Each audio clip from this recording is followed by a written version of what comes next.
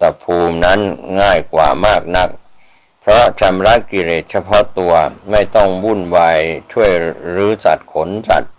เหมือนอย่างพระโพธิสัตว์ซึ่งบำเพ็ญเพื่อพุทธภูมิในภายภาคหน้าจึงทรงพระกรุณาสอนศิษยานุศิษย์ซึ่งขณะนั้นมีชาวบ้านผู้ศรัทธาเข้ามาขึ้นธรรมด้วยเป็นจำนวนหลายสิบคนแล้วได้ทรงสอนให้ผู้ที่เรียนสมถะมาแล้วแต่วันก่อนๆยกจิตขึ้นสู่วิปัสสนาภูมิโดยการกำหนดจิตพิจารณาสังขารร่างกายเป็นลำดับขั้นไปพร้อมกับที่ทรงสอนผู้อื่นพระองค์และพระภิกษุณีโพธิสัตว์ธรรมาตาพระน้องนางพระรูปชีกรมหลวงบาทบริจาริกาพระรูปชีพระน้านางและผู้ซื่อสัตย์ทุกคนที่ก็ได้บำเพ็ญเพียรอย่างเดียวกันด้วยทุกคนเริ่มต้นด้วยการเอาสังขารร่างกายของตนเองเป็นบทเรียนด้วยการพิจารณาให้เห็นจริงว่าทุกอย่างในร่างกายของเรานี้ไม่เป็นของเที่ยงแท้แน่นอนเป็นของที่ตั้งอยู่ไม่ได้อย่างถาวรและไม่มีตัวตนบังคับบัญชาไม่ได้เช่นผมบนศีรษะของเราเมื่อหนุ่มสาวผมก็ดำดูสวยงามครั้นเมื่ออายุมากเข้าความไม่เที่ยงแท้ก็เกิดขึ้นนั่นคือผมที่ดำเป็นมันก็กลับกลายเป็นเหลืองแดงและงอกขาวไปไม่มีความคงทนอยู่ในสภาพเดิมได้และแม้ใจของเจ้าของผมจะปรารถนาให้ผมของตนดำอยู่เสมอก็ไม่อาจจะทำได้เพราะเส้นผมไม่มีตัวตนและไม่อยู่ใต้บังคับบัญชาของใครทั้งนั้นและจะไม่เอาใจใส่ต่อคำอ้อนวอนหรือพูดดีพูดร้ายของใครด้วยใครจะติดสินบนเท่าไหร่ก็ไม่เชื่อใครทั้งนั้นถึงคราวที่จะขาวก็ต้องขาวบางคนก็งอกขาวตั้งแต่หนุ่มสาวก็มีบ้างบางคนก็ร้านเลี่ยนเตียนไปก่อนถึงวัยชราซึ่งล้วนแต่อยู่ในกฎของความเป็นอนิจจังไม่เที่ยงทุกขังตั้งอยู่ไม่ได้และอนัตตาความไม่มีตัวตนและไม่อยู่ใต้บังคับบัญชาของผู้ใดภิกษุณีอุบาสกบริกรหรือบริษัทคฤหัสถ์ชายหญิงพิจารณาตั้งแต่ผมขนเล็บเนื้อหนังมังสาอวัยวะทุกอย่างในร่างกายครบ32แล้วจะหาสิ่งใดยืนยงคงทนก็ไม่มีเหมือนกับเส้นผมทั้งนั้นลองพิจารณาของอื่นๆที่เราใช้สอยอยู่อย่างเช่นขันน้ำผ่านรองโต๊ะเก้าอี้ล้อเกวียนเรือก็เหมือนกันหมดทั้งนั้นพิจารณาถือยศถาบรรดาศักดิ์ความชื่นชมยินดีความเป็นผู้ใหญ่ผู้โตมีหน้ามีตาก็เช่นเดียวกันล้วนแต่ไม่แน่นอนหมดก็มีการเกิดการดับสูญหายทำลายไปทั้งสิ้นพิจารณาอย่างนี้จนเกิดอุทยพยานุปัสสนาญาณเห็นการเกิดดับซึ่งเป็นเรื่องเศร้าหมองเป็นพังคานุปัสสนาญาณเมื่อเห็นสังขารร่างกายเสื่อมสลายเน่าเปื่อยไปดูเป็นของน่าเกลียดน่ากลัวเป็นพยาญาณพิจารณาเห็นภัยรู้ว่าเป็นอันตรายอย่างยิ่งจิตเลื่อนขึ้นสู่อาทินนาวานุปัสสนาญาณนิพพิทานุปัสสนาญาณเกิดขึ้นเมื่อผู้บำเพ็ญเพียรได้พิจารณาสังขารร่างกายของตนแล้วเห็นความเน่าเปื่อยไปเป็นอนิจจังทุกขังอนัตตาอย่างหลีกเลี่ยงมิได้ก็เกิดความกลัวในอันตรายที่จะได้รับนั้นความตายเป็นของหลีกเลี่ยงไม่ได้ก็เกิดความเบื่อหน่ายที่สุดเบื่อหน่ายจริงๆในญาณขั้นนี้แหละทำให้ผู้ปฏิบัติมีอาการหงุดหงิดโมโหง่ายเพราะเบื่อแล้วอยากจะไปให้พ้นก็ไปไม่รอดด้วยบางคนยังมีพันธะผูกพันอยู่กับครอบครัวบ้างงานการอันเป็นปริโภคกังวลบ้าง ก็เลยทำให้โมโหง่ายถ้าขาดสติบางคนก็ถึงกับคลุ้มคลั่งหรือที่เรียกว่าร้อนวิชาอาจารย์ผู้ชำนาญจะต้องรีบต่อวิชาให้ผ่านขั้นนี้ไปหรือให้เปลี่ยนองค์นิมิตหรือองค์ภาวนาหรือการเพ่งหรือการพิจารณาการเรียนวิปัสสนานั้นต้องเรียนให้จบแต่อย่าเรียนครึ่งกลางได้เห็นตัวอย่างมามากแล้วเรื่องนี้นิพพิทานุปัสสนาญาณเกิดขึ้นมุนจิตุกรรมยตาญาณคิดจะหนีท่าเดียวหนีไปให้พ้นความตายความหน้าเปื่อยเน่านี้ก็เกิดขึ้นติดต่อกันอย่างใกล้ชิดสมเด็จพระพิสุทธิ์เจ้าตากสินมหาราชทรงทราบฤทธิเดชของญาณสองขั้นนี้เพราะเมื่อทรงพระเยาว์เคยทรงศึกษาอยู่กับพระอาจารย์สุข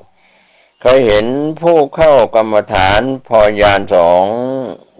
ขั้นนี้เกิดก็มีอาการรุ่มร้อนในจิตบางคนนั่งไม่ติดจึงทรงเร่งญาณให้สิทธิ์จนเข้าปฏิสังขารานุปัสสนาญาณคือผู้บำเพ็ญเพียรจะหนีไปให้พ้นค้นคว้าหาทางหนีพอมีปัญญาโผล่ขึ้นแววบ้างเล็กน้อยเมื่อบำเพ็ญต่อไปอีกสังขารุเปกขาญาณปีชาญาณก็เกิดขึ้นพิจารณาแล้วพิจารณาอีกก็เห็นว่าการจะหนีความตายความเน่าเปื่อยสูญเสียนั้นไม่มีทางจะเป็นไปได้จะฆ่าตัวตายเพื่อทิ้งสังขารร่างกายก็กลัวเจ็บกลัวบาปจึงสงบระงับความรุ่มร้อนลงสงบนิ่งเป็นอุเบกขาพูดน้อยเจรจาพาทีสุภาพอ่อนโยนพิจารณาอย่างเงียบต่อไปเมื่อสงบระงับความร้อนอกร้อนใจทุรนทุรายที่คิดจะหนีได้แล้วอนุโลมญาณคือปีชาญาณรอบรู้ในอริยสัจสี่ก็เกิดขึ้นอย่างชัดแจ้งเมื่อแจ้งในอริยสัจสี่แล้วองค์โคตรภูญาณคือญาณอย่างรู้ในการพิจารณาทุกข์สมุทัยนิโรธมรรคก็เกิดขึ้นพิจารณากลับไปกลับมาทบทวนอยู่หลายครั้งเมื่อเข้าใจแจ้งขึ้นแล้วจิตของผู้บำเพ็ญก็ละโคตรจากปุถุชนเข้าสู่สกุลพระอริยะถึงขั้นนี้เป็นขั้นสำคัญที่สุดแล้วสมเด็จพระพิสุทธิ์เจ้าตากสินมหาราชทรงแนะนำให้ผู้บำเพ็ญเพียรปลีกตัวไปอยู่ในที่เฉพาะให้ห่างไกลกันแล้วพิจารณาสังขารร่างกายทบทวนพิจารณาขันธ์ห้าเรื่องรูปเวทนาสัญญาสังขารและวิญญาณเป็นตัววิปัสสนาที่เป็นเครื่องอุปกิเลสเรียกว่ารวมศัพท์ว่าเป็นวิปัสสนาเศร้าหมองชื่อว่าวิปัสสนูปกิเลสชัดและก็สลัดทิ้งได้แล้วเข้าอยู่ในสัจจานุโลมิกญาณอยู่ในสกุลอริยะที่เข้าสู่อรหันตภูมิก็เป็นเรื่องราวนำเล่ามาถึงบทที่24ผ่านไปเมื่อมาถึงบทที่25สมเด็จพระพิสุทธิ์เจ้าตากสินมหาราชทรงบำเพ็ญทางโพธิสัตตมรรคสมเด็จพระพิสุทธิ์เจ้าตากสินมหาราชทรงพิจารณาพระจิตของพระองค์และของศิษย์เพื่อทรงบำเพ็ญเพียรทางวิปัสสนาญาณในขณะที่ทรงอยู่ในขั้นสัจจานุโลมิกญาณก็ทรงทราบโดยพยานว่าพระองค์กับพระน้องนางนั้นได้เคยทรงอธิษฐานจิต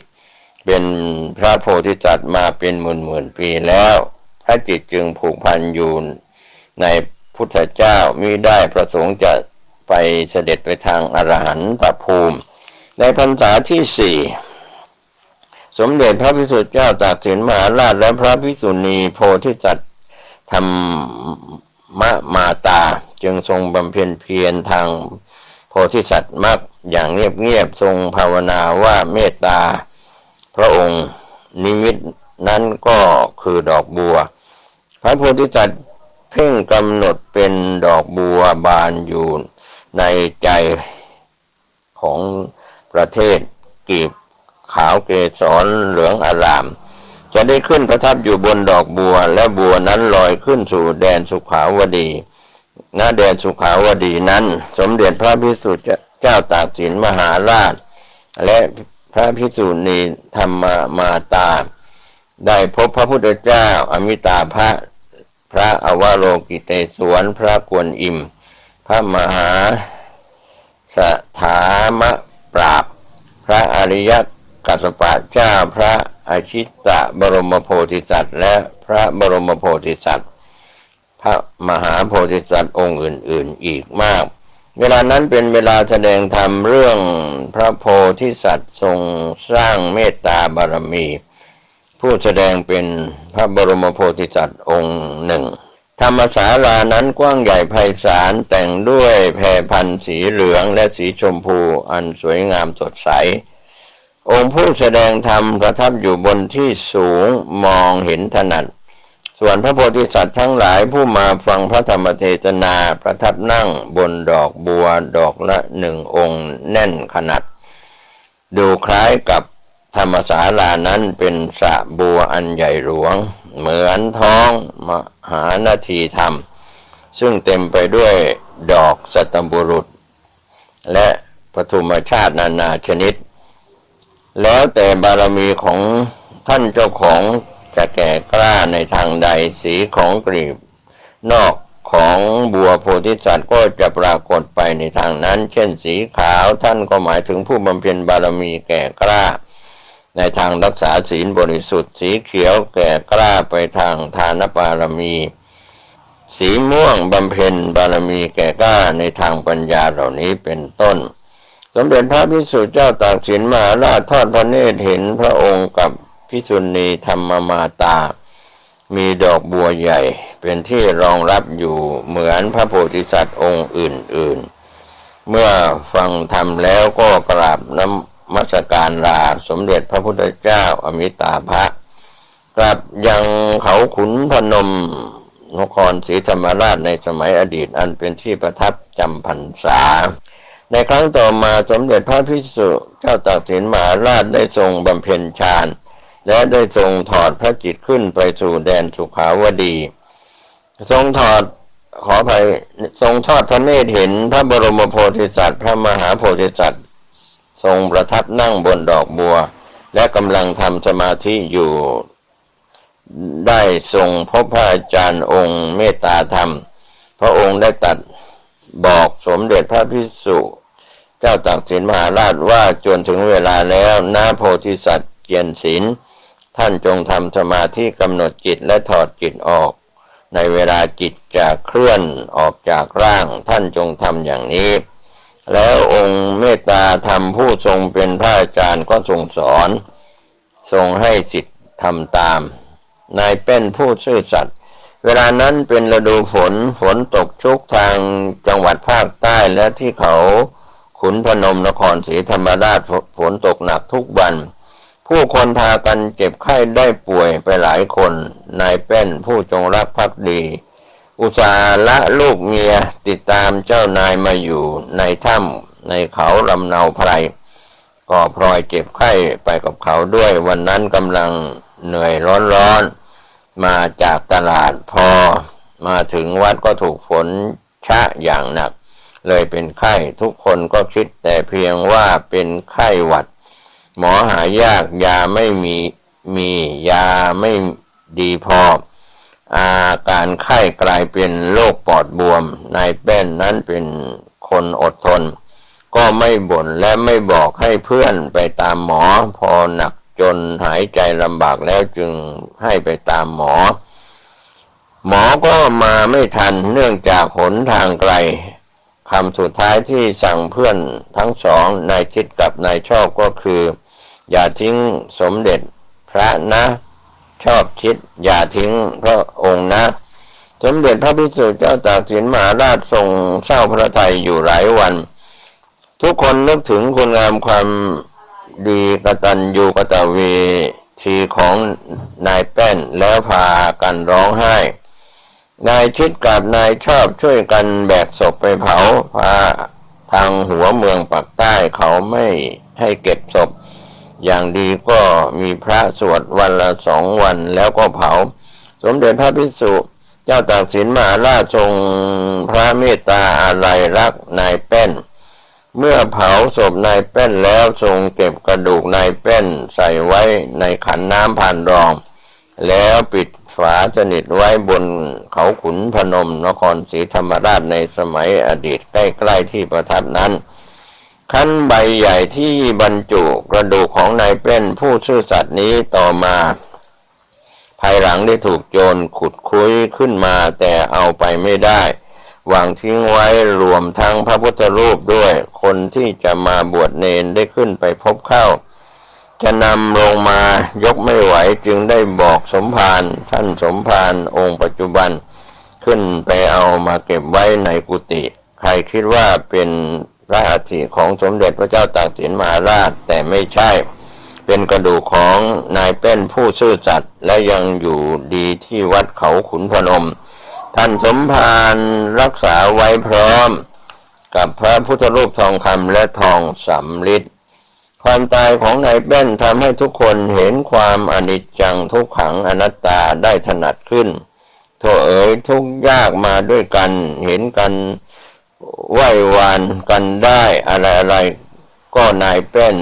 ป้นตลอดวันเจ็บ2-3 วันมาปุ๊บปั๊บก็จากไปทำให้ทุกคนเศร้าโศกนายชอบนายชิดนั้นนอนไม่หลับคิดถึงด้วยกลัวผีด้วยหลายอย่างพวกผู้หญิงพากันไปนอนใกล้ๆกันพระภิกษุณีโพธิสัตว์ธรรมมาตาพระรูปชีทั้งสองพระองค์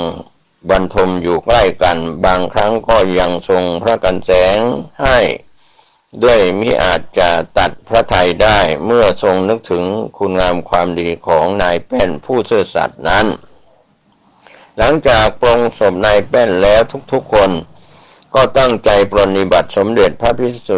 เจ้ามหาตากสินมหาราชด้วยรู้สึกว่าพระองค์สูบผอมไปเพราะทรงรับประเคนภัตตาหารเพียงครั้งเดียวและทรงกราบกรำพระวรกายอยู่ตามถ้ำและได้ต้นไม้เพื่อบำเพ็ญทางสมาธิจิตยุงนั้นร้ายนักรบกวนพระองค์ท่านจนไม่เป็นสุขแต่พระองค์ก็ทรงมีแต่ความเมตตาต่อสัตว์ทั้งหลายทรงห้ามมิให้ทำอันตรายแก่มันทรงโปรดประทานธรรมและแนะนำธรรมแก่จิตทั้งหลายว่าทางที่จะบรรลุพระนิพพานสถานที่ไม่มีทุกโศกทรมานนั้นมีทางไป3 อย่างคือ1ทางพระอรหันต์2ทางพระปัจเจกโพธิเจ้า3ทางโพธิสัตว์สร้างบารมี30 ทัศเพื่อจะได้เป็นพระพุทธเจ้าในภายภาคหน้าจะได้โปรดสัตว์ให้พ้นทุกข์ทรมานในระยะหนึ่งที่ท่านได้เป็นพระศาสดาทางที่จะเป็นพระอรหันต์นั้นใช้เวลาบำเพ็ญน้อยประมาณ1 อสงไขยแสนกับพระปัจเจกโพธิต้องเพียรพยายามประมาณ2 อสงไขยแสนกับส่วนการเป็นพระโพธิสัตว์นั้นนับแต่วันเปล่งสัจจวาจาโดยตั้งปณิธานว่าตั้งแต่บัดนี้เป็นต้นไปข้าพเจ้าจะขอดำเนินรอยตามพระยุคลบาทของพระสัมมาสัมพุทธเจ้าแต่อดีตด้วยการสร้างพระบารมีให้เสมอเหมือนพระองค์เพื่อจะได้เป็นพุทธเจ้าได้โปรดสัตว์ทั้งหลายให้พ้นทุกข์ถ้าพระโพธิสัตว์ผู้นั้นเป็นผู้มีปัญญามากวิริยะและศรัทธาปานกลางก็ต้องบำเพ็ญเพียรอย่างน้อย4 อสงไขยแสนกับถ้าโพธิสัตว์มีวิริยะมากปัญญากับศรัทธาปานกลางก็ต้องเพียรบำเพ็ญสร้างบารมีประมาณ8 อสงไขยแสนกับแต่ถ้าหากมีศรัทธามากปัญญากับวิริยะปานกลางก็สร้างบารมีไปเรื่อยๆถึงเมื่อไหร่ก็เมื่อนั้นไม่ถึงก็ไม่ร้อนใจอะไรก็ต้องใช้เวลาอย่างน้อย16 อสงไขยแสนกับสมเด็จพระพิสุเจ้าตากสินมหาราชทรงสอนศิษย์ว่าเจ้าอยากจะสำเร็จไปทางใดก็จงตั้งความปรารถนาเถิดที่นี่เงียบสงบดีแล้ววิชาเราก็สอนให้แล้วทั้งสมถะและวิปัสสนาทั้งฌานและญาณล้วนเป็นทางไปสู่พระนิพพานได้ทั้งนั้นอันหนึ่งมรรค8นั้นจงหมั่นทบทวนดูมรรค8ยังมีอยู่ตราบใด ทางสำเร็จเป็นพระอรหันต์ก็ยังมีอยู่ตราบนั้นเจ้าจงพยายามช่วยตัวเองเถิดมนุษย์ทุกรูปทุกนามนั้นจะอยู่ยงคงทนเป็นเวลานานเหมือนฟ้าฝนมิได้ทุกคนมาเร็วไปเร็วทั้งนั้นมาคนเดียวไปคนเดียวที่จะไปพร้อมกันมาพร้อมกันนั้นไม่มีแม้แต่ลูกแฝดก็ยัง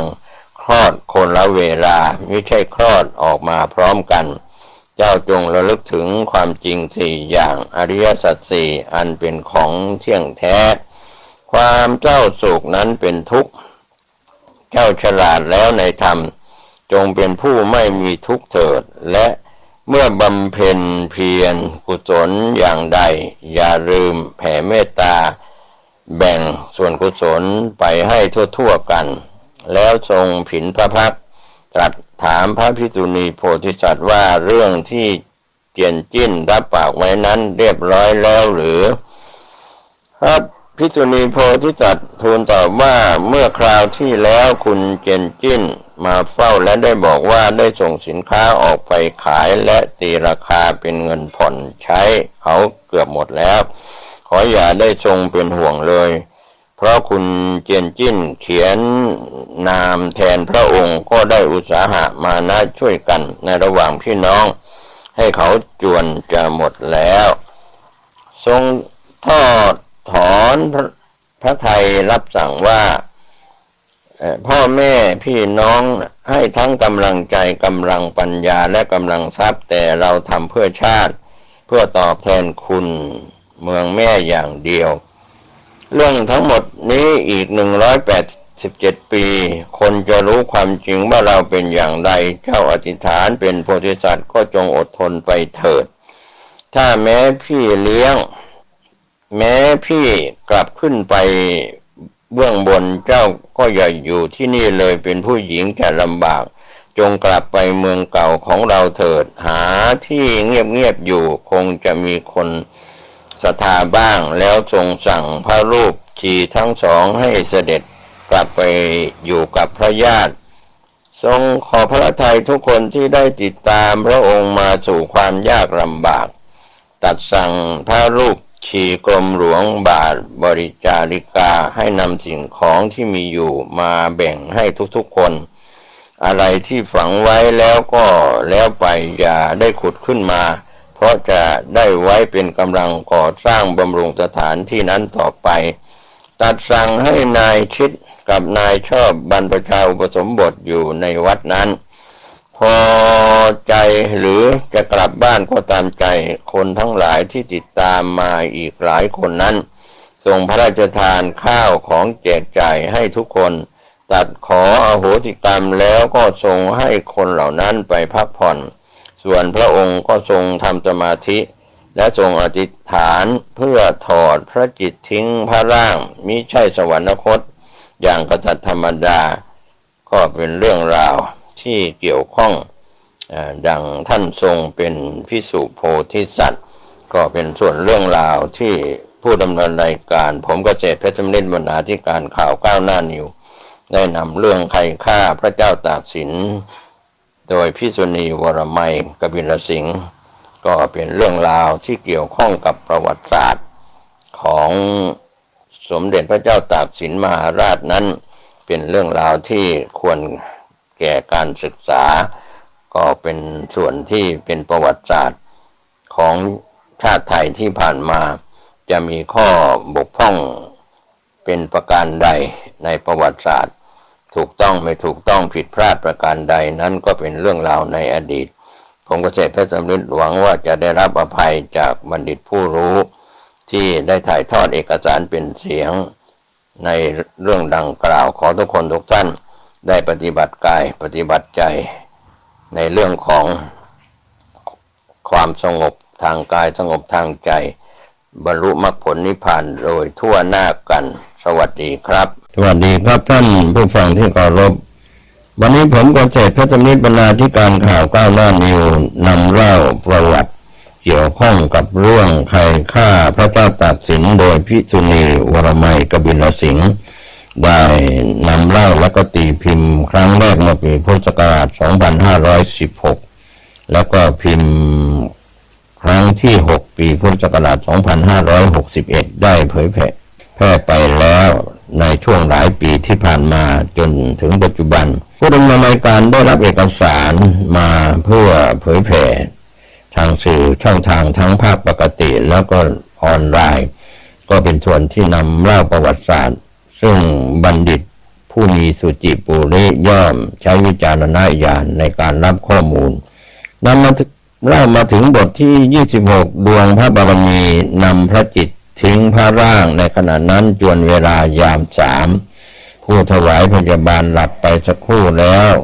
เงียบสงบและสงัดจากเสียงสัตว์มีชีวิตทั้งหลายในยามนั้นสมเด็จพระพิสุทธิ์เจ้าตากสินมหาราชบรรทมอยู่บนพระที่เพื่อจะบำเพ็ญธรรมในยามต้นพิษไข้กำเริบหนักชาวบ้านนำพระโอสถมาถวายโอสถนั้นเป็นของชาวบ้านผู้จงรักภักดีมีเมรัยเป็นน้ำกระสายทรงรับไว้และอนุโมทนาแล้วก็มิได้เสวยพระพลังลดน้อยลงเป็นลำดับจึงทรงเอนพระวรกายลงบรรทมบนพระที่ซึ่งปูด้วยผืนผ้าธรรมดาอย่างพระธุดงค์จะพึงมีใช้พระสาสะลมแผ่วเบาลงพระปัสสาสะลมหายใจเข้าลมหายใจออกก็ละรวยแต่น้อยลงยังทรงรู้สึกพระองค์และยังทรงจำได้ว่าพระองค์อธิษฐานถอดพระจิตทิ้งพระร่างไว้แต่เมื่อยังทรงปกติอยู่แล้วความจำนั้นก็ค่อยหมดไปบัดนี้สมเด็จพระพิสุทธิ์เจ้าตากสินมหาราชทรงหมดห่วงหมดกังวลต่อทุกสิ่งแล้วราชสมบัติทหารที่เคยรักเหมือนลูกเอกราชของชาติเมืองแม่ราชโอรสพระมเหสีพระคณิษฐาอนุชาหมดทุกสิ่งที่เคยรักเคยห่วงหมดแล้วหมดไปจากพระจิตของพระองค์แล้วหมดความยึดติดต่อทุกสิ่งในโลกเมื่อหมดความยึดติดต่อทุกสิ่งในโลกแล้วพระจิตผ่องใสควรจะได้ปล่อยวางทำพระจิตให้ว่างแต่พระองค์เคยทรงอธิษฐานเป็นพระโพธิสัตว์เมื่อสมัยอดีตกับพระสัมมาสัมพุทธเจ้าในอดีตและจะเป็นพระโพธิสัตว์ในอนาคตสิ่งที่สละไม่หลุดก็คือสิ่งเดียวพระพุทธเจ้าเมื่อทรงสงบอยู่ในองค์ฌานจนพระอาสาสะหายใจเข้าน้อยลงสงบที่สุดหมดกังวลที่สุดแล้วยังเหลือพระสติอยู่แต่พอรู้แผ่วๆขณะนั้นดวงพระบารมีที่ได้สร้างมาแล้วทั้งอดีตและปัจจุบันก็ปรากฏขึ้นพร้อมกันด้วยรัศมีสีเหลืองนวลอารามเป็นดวงไปโดยรอบพระวรกายทรงทอดพระเนตรด้วยพระเนตรพิเศษในพระจิตแต่ไม่ได้มีปีติยินดีทรงอุเบกขาลมจนพระจิตเคลื่อนจะเสด็จออกจากพระร่างคำว่าพระพุทธเจ้าก็กลับมาปรากฏขึ้นในพระจิตทำให้พระจิตค่อยๆเคลื่อนออกจากพระร่างนั้นต้องหวนกลับเข้ามาในพระร่างอีกวาระหนึ่งพระองค์ทรงพระปรีชาญาณแต่ก็มิได้ทรงปล่อยวางพระพุทธเจ้ากลับทรงระลึกถึงและทรงท่องพระพุทธเจ้าจนพระจิตค่อยๆเคลื่อนออกไปเป็นครั้งที่สองแล้วก็ค่อยๆโน้มเข้ามาในพระร่างอีกเหมือนจะรอโอกาสให้พระองค์ทรงปล่อยวางให้หมดจะได้เสด็จไปทางพระอรหันต์เพราะเคยทรงศึกษาทางพระอรหันต์ก่อนบ้างแต่พระองค์กลับทรงมีพระสติขึ้นชัดกว่าเดิมเล็กน้อยและทรงท่องพระพุทธเจ้าไว้ในพระทัยอย่างมั่นคงอย่างแผ่วตามลมเข้าออกที่ผ่านเพียงผิวเมื่อเป็นเช่นนี้พระบารมีทางพระโพธิสัตว์ก็เข้าประคับประคองเชิญเสด็จพระจิตพร้อมด้วยพระพุทธเจ้าสู่แดนสุขาวดีด้วยพระราชศรัทธาที่ได้ทรงตั้งปณิธานไว้หลายครั้ง โดยออกพระโอษฐ์เป็นสัจจวาจาแม้ในครั้งหลังสุดที่ได้ทรงพบพระอมิตาพระพุทธเจ้าก็เช่นเดียวกันแต่พระโพธิสัตว์นั้นพอออกพระโอษฐ์ว่าจะเป็นพระโพธิสัตว์เพื่อสร้างพระบารมีแล้วจะต้องถูกมารโจมตีอย่างหนักจึงทำให้บางครั้งทรงเบื่อหน่ายและคิดจะหนีไปทางพระอรหันต์บ้างจึงทรงบำเพ็ญเพียรทางวิปัสสนาอัน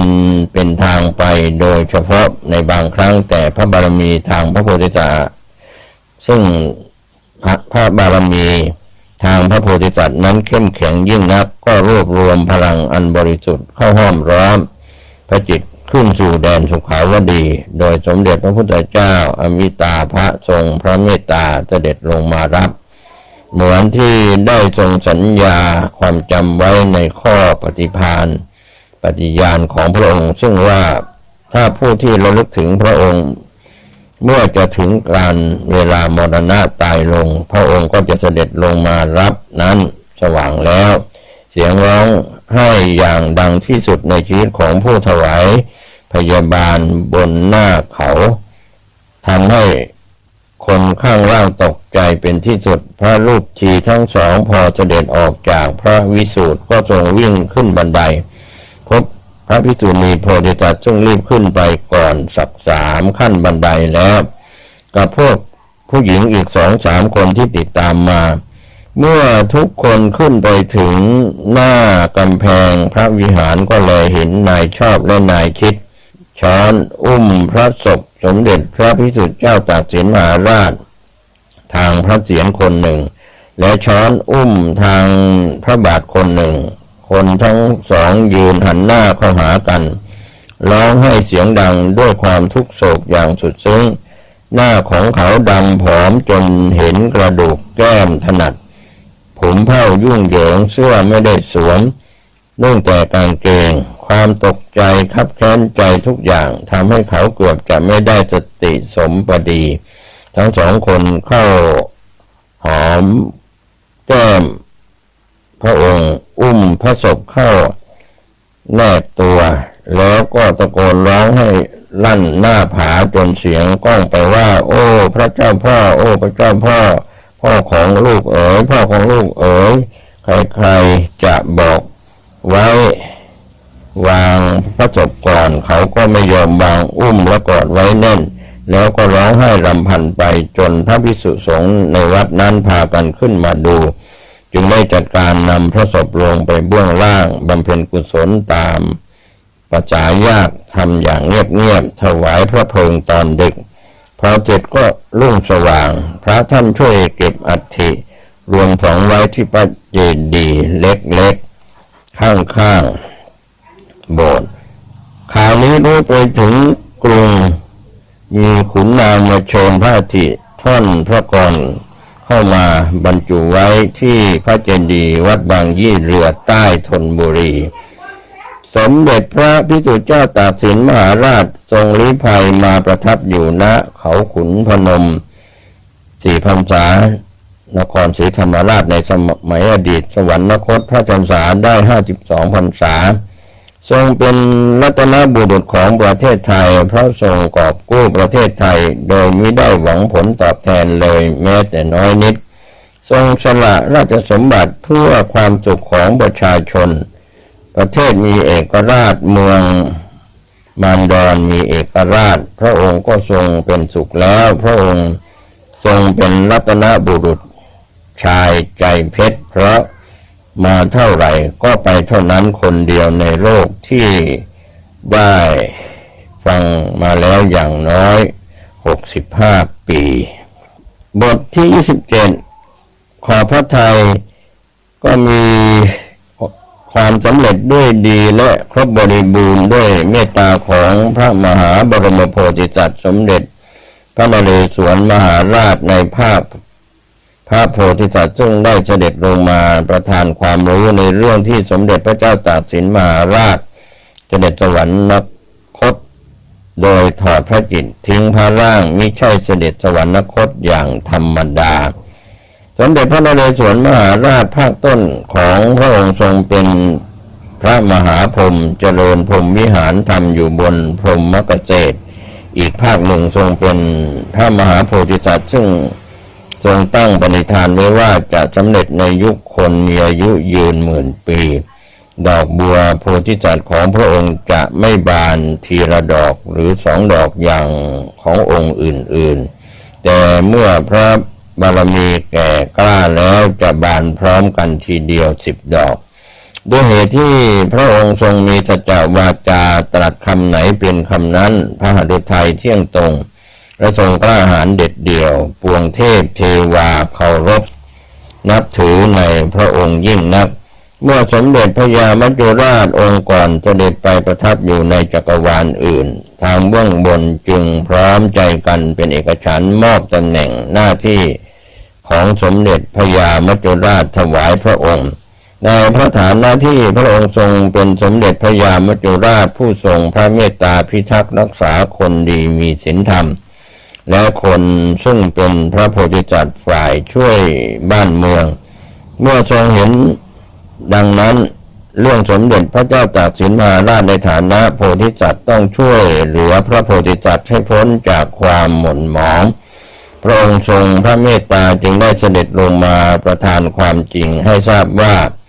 สมเด็จพระเจ้าตากสินมหาราชพระโพธิสัตว์ซึ่งได้ช่วยเหลือบ้านเมืองมาจนปลอดภัยและทรงรักษาพระศาสนาให้มั่นคงถาวรนั้นมิได้เสด็จสวรรคตอย่างคนธรรมดาหากแต่ได้ทรงถอดพระจิตทิ้งพระร่างเสด็จสู่แดนพระโพธิสัตว์และเมื่อจะทรงผนวดที่เขาขุนพนมนครศรีธรรมราชนั้นทรงผนวดโดยพระอุปัชฌาย์ซึ่งเป็นพระจีน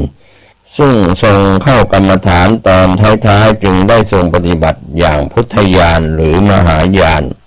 ด้วยพระบารมีเก่าส่งเสริมสนับสนุนจึงได้ทรงพบพระอาจารย์เดิมแต่อดีตพระพุทธเจ้าอมิตาภะสมเด็จพระเจ้าตากสินมหาราชนั้นเมื่อทรงเป็น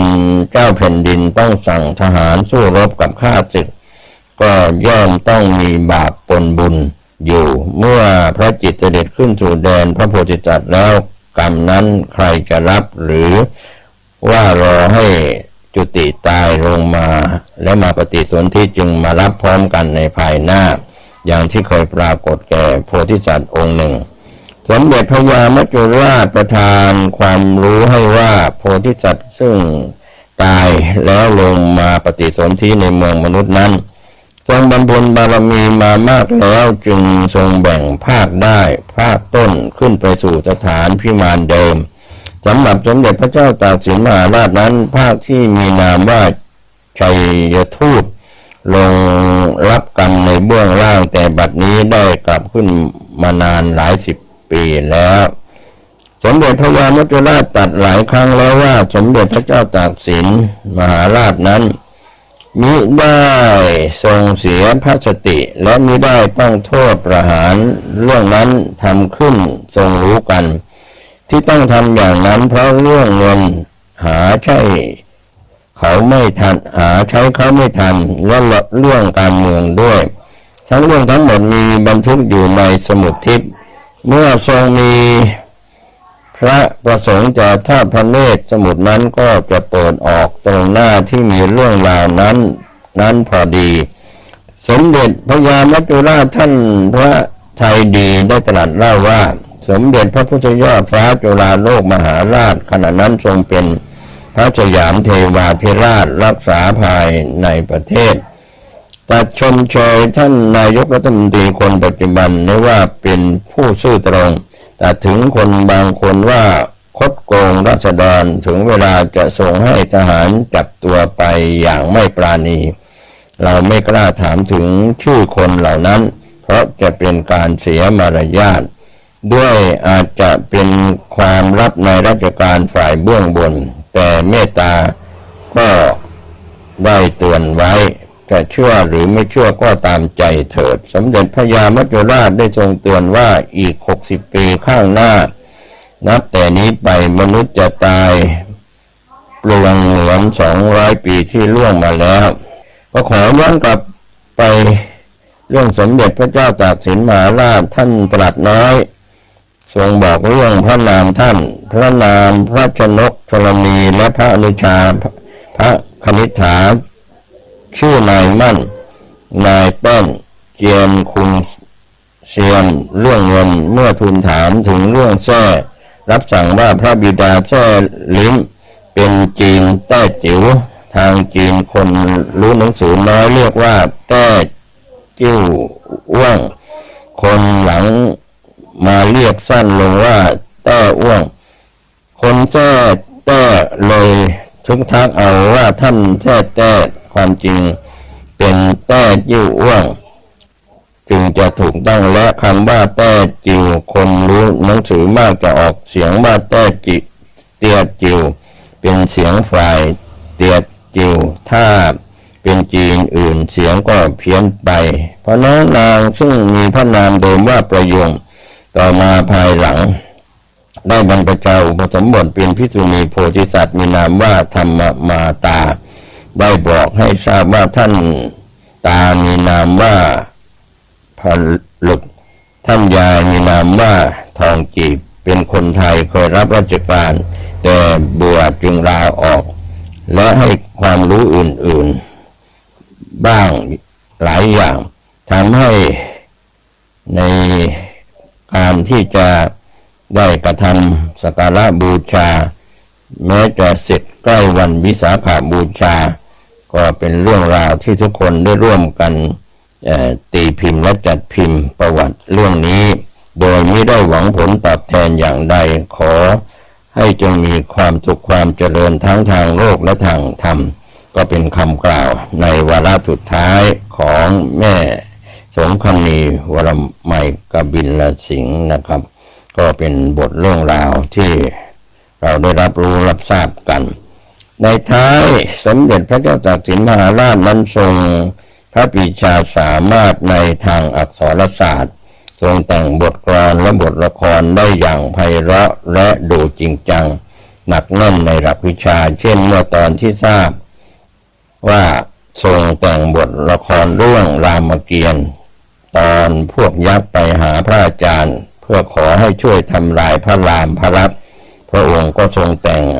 ให้พระมุนีสอนศิษย์ว่าพระมุนีจงว่าเวรกรรมมันทำท่านเท้ายักษ์สีอันจะแก้ไขไปให้ดีต่อกิจพิธีว่องไวจึงจะสิ้นทีละสาบหยาบหยามพยายามอนุโลมรามไม่เหล่านี้ก็เป็นเรื่องราวที่เป็นบทที่แต่งโดยสมเด็จพระเจ้าตากสินมหาราชปรีชาสามารถในทางอักษรศาสตร์กล่าวไว้โดยย่อๆก็เป็นเรื่องราวที่น่าสนใจนอกจากนั้นยังมีเรื่องโจรพี่น้องแท้เตียชู่ลกก็โจรสองพี่น้องชู่ลกซากับลกสี่แท้เตียฆ่าผู้เดินทางเอาเงินแบ่งกันแล้วเอาศพไปฝังไว้ที่หุบเขาจี้เหงาซิ่วโกรธสำซิตรงก็เอาเรื่องไปฟ้องเป่าบุญจิ้นซึ่งมียศเป็นเป่าเล้งถูว่าสำสีตรงเป็นเป่าบุญจิ้นจึงให้จี้เหงาสิวนำทางไปดูที่ฝังศพเห็นลมป่วนพัดใบไม้ขึ้นตรงหน้าแล้วลมนั้นก็ป่วนพัดไปที่ฝังศพเป่าบุญจิ้นก็รู้ว่าศพนั้นไม่ได้ตายอย่างธรรมดาขุดศพออกมาดูก็เห็นรอยบาดแผลที่ศีรษะแต่ศพนั้นล่วงเลยมา 5-6 เดือนแล้วยากแก่การพิจารณาขั้นค่ำลงก็จุดธูปเทียนบูชาเทพเจ้าฟ้าดินแล้วอธิษฐานขอให้บังเกิดเป็นนิมิตบอกมูลเหตุนั้น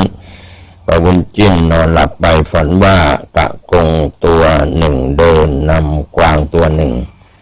เดินตามหลังฝันแล้วก็ตกใจตื่นจึงเอาความฝันนั้นมาพิจารณาว่ากวางกับกระจงนั้นเป็นคำนามเตียกับตัวรกตัวเตียกับตัวรกนี้ควบกันเข้าก็เป็นคำกวางก็เช้าขึ้นจึงได้ให้นักการไปสืบหาคนแท้เตียและชื่อรกสองพี่น้องถ้าพบให้จับมา นักการก็ไปสืบหาที่ตำบลนั้นคันได้พบเตียลกซาเตียลกสี่ก็จับมาให้เป่าบุญจิ้นถามก่อนเมื่อไม่รับจึงให้เคี่ยนสองผู้ร้ายจึงรับว่าได้ฆ่าคนเดินทางจริงส่วนนางเอี้ยงศรีท่านเป่าบุญจิ้นขั้นตรวจราชการมาถึงเมืองไซเกียได้เห็นคดีเรื่องนางเอี้ยงศรีกับนางเอียวมุ่งบุตรสาวสมคบกันฆ่ายกปักถึงแก่ความตายแต่นางทั้งสองไม่รับเป่าบุญจิ้นพิจารณาสำนวนคดีและเห็นนางเอี้ยงศรีแล้วก็รู้สึกในใจว่าเรื่องนี้ต้องมีเล่ห์เหลี่ยมซับซ้อนอย่างใดอย่างหนึ่งเป็นแน่ก็ตรึกตรองหาอุบายอยู่จนหลับไปเมื่อตกใจตื่นขึ้นจำเอาความฝันมาพิจารณาว่าได้ฝันเห็นชะนีตัวหนึ่งสีดำเดินผ่านหน้ามาก็พิจารณาอักษรตัวชะนีนั้นคำนี้ภาษาจีนเรียกว่าอ้วนพิจารณาจนแน่แก่ใจแล้วจึงเรียกนางเอี้ยงศรีมาถามว่าเจ้ามีคนใช้หรือคนรู้จักแซ่อ้วนหรือไม่นางเอี้ยงศรีตอบว่ามีคนใช้แซ่อ้วนแต่เป็นคนประพฤติไม่ดีจึงได้ไล่ออกไปท่านเป่าบุญจิ้นก็ให้นักการไปตามจับมาและซักถามจนชายแซ่อ้วนนั้นยอมรับผิดทุกประการก็ไปทางเรื่องคนอิจฉาเมื่อเป่าบุญจิ้นอยู่รักษาเมืองไคหงหูเล่าซ้อนได้มาฟ้องว่ามีคนมาตัดลิ้นกระบือซึ่งเป็นสัตว์มีคุณช่วยทำนาอยู่ตัวเดียวและไม่ทราบตัวผู้ร้ายในคืนนั้นท่านเป่าบุญจิ้นนอนคิดถึงผู้ร้ายที่มาทำร้ายกระบือของเล่าซ่อนจนหลับไปเป่าบุญจิ้นฝันว่าพลตะเวนผู้หนึ่งอุ้มผู้หญิงนั่งอยู่บนเบาะและมือหนึ่งก็ถือมีดเดินผ่านหน้ามาเป่าบุญจิ้นตกใจตื่นขึ้นก็นำนิมิตนั้นมาพิจารณาเห็นเป็นตัวอักษรตัวป๊อกกับตัวอั้นก็แน่ใจว่าคนร้ายรายนี้ต้องชื่อป๊อกอั้นจึงจับคนร้ายได้อักษรจีนนั้นยากมากเพราะไม่มีการผันตัวอักษรให้เป็นเสียงสูงกลางต่ำของอย่างหนึ่งก็เขียนเป็นอย่างหนึ่งนานๆจึงเอาคำสองคำมารวมเป็นคำเดียวกันบ้างท่านเป่าบุญจิ้นมีความรู้ทางหนังสือลึกซึ้งจึงสามารถแปลความฝันออกมาเป็นตัวอักษรได้และได้ผลอย่างแม่นยำซึ่งไม่มีใครทำได้เหมือนก็เป็นเรื่องราวที่นำเล่าเป็นพิเศษนอกจากเรื่องนี้แล้วท่านยังเก่งหนังสือเรื่องที่ท่านสามารถติดต่อกับเทพพรหมได้ก็นับว่าท่านมีความสามารถมาแต่อดีตในพระราชพงศาวดารกล่าวว่าท่านขอฝนได้และขออย่าให้ทะเลมีคลื่นลมได้ก็จัดก็ได้ในครั้งที่ท่านเกิดเป็นเป่าบุญจิ้นท่านก็ติดต่อกับเทพได้เสมอแม้แต่พญามัจจุราชท่านก็คุ้นเคยได้ช่วยเหลือซึ่งกันและกันว่างๆก็ให้ท่านได้ติดตามเรื่องของเป่าบุญจิ้นนั้นมีเรื่องราวที่น่าสนใจเกี่ยวกับเรื่องนี้ส่วนช่วงสุดท้ายการนับชั้นเชื้อสายพระราชวงศ์เชื้อสายพระราชวงศ์กรุงธนบุรีนับตั้งแต่ถึงปี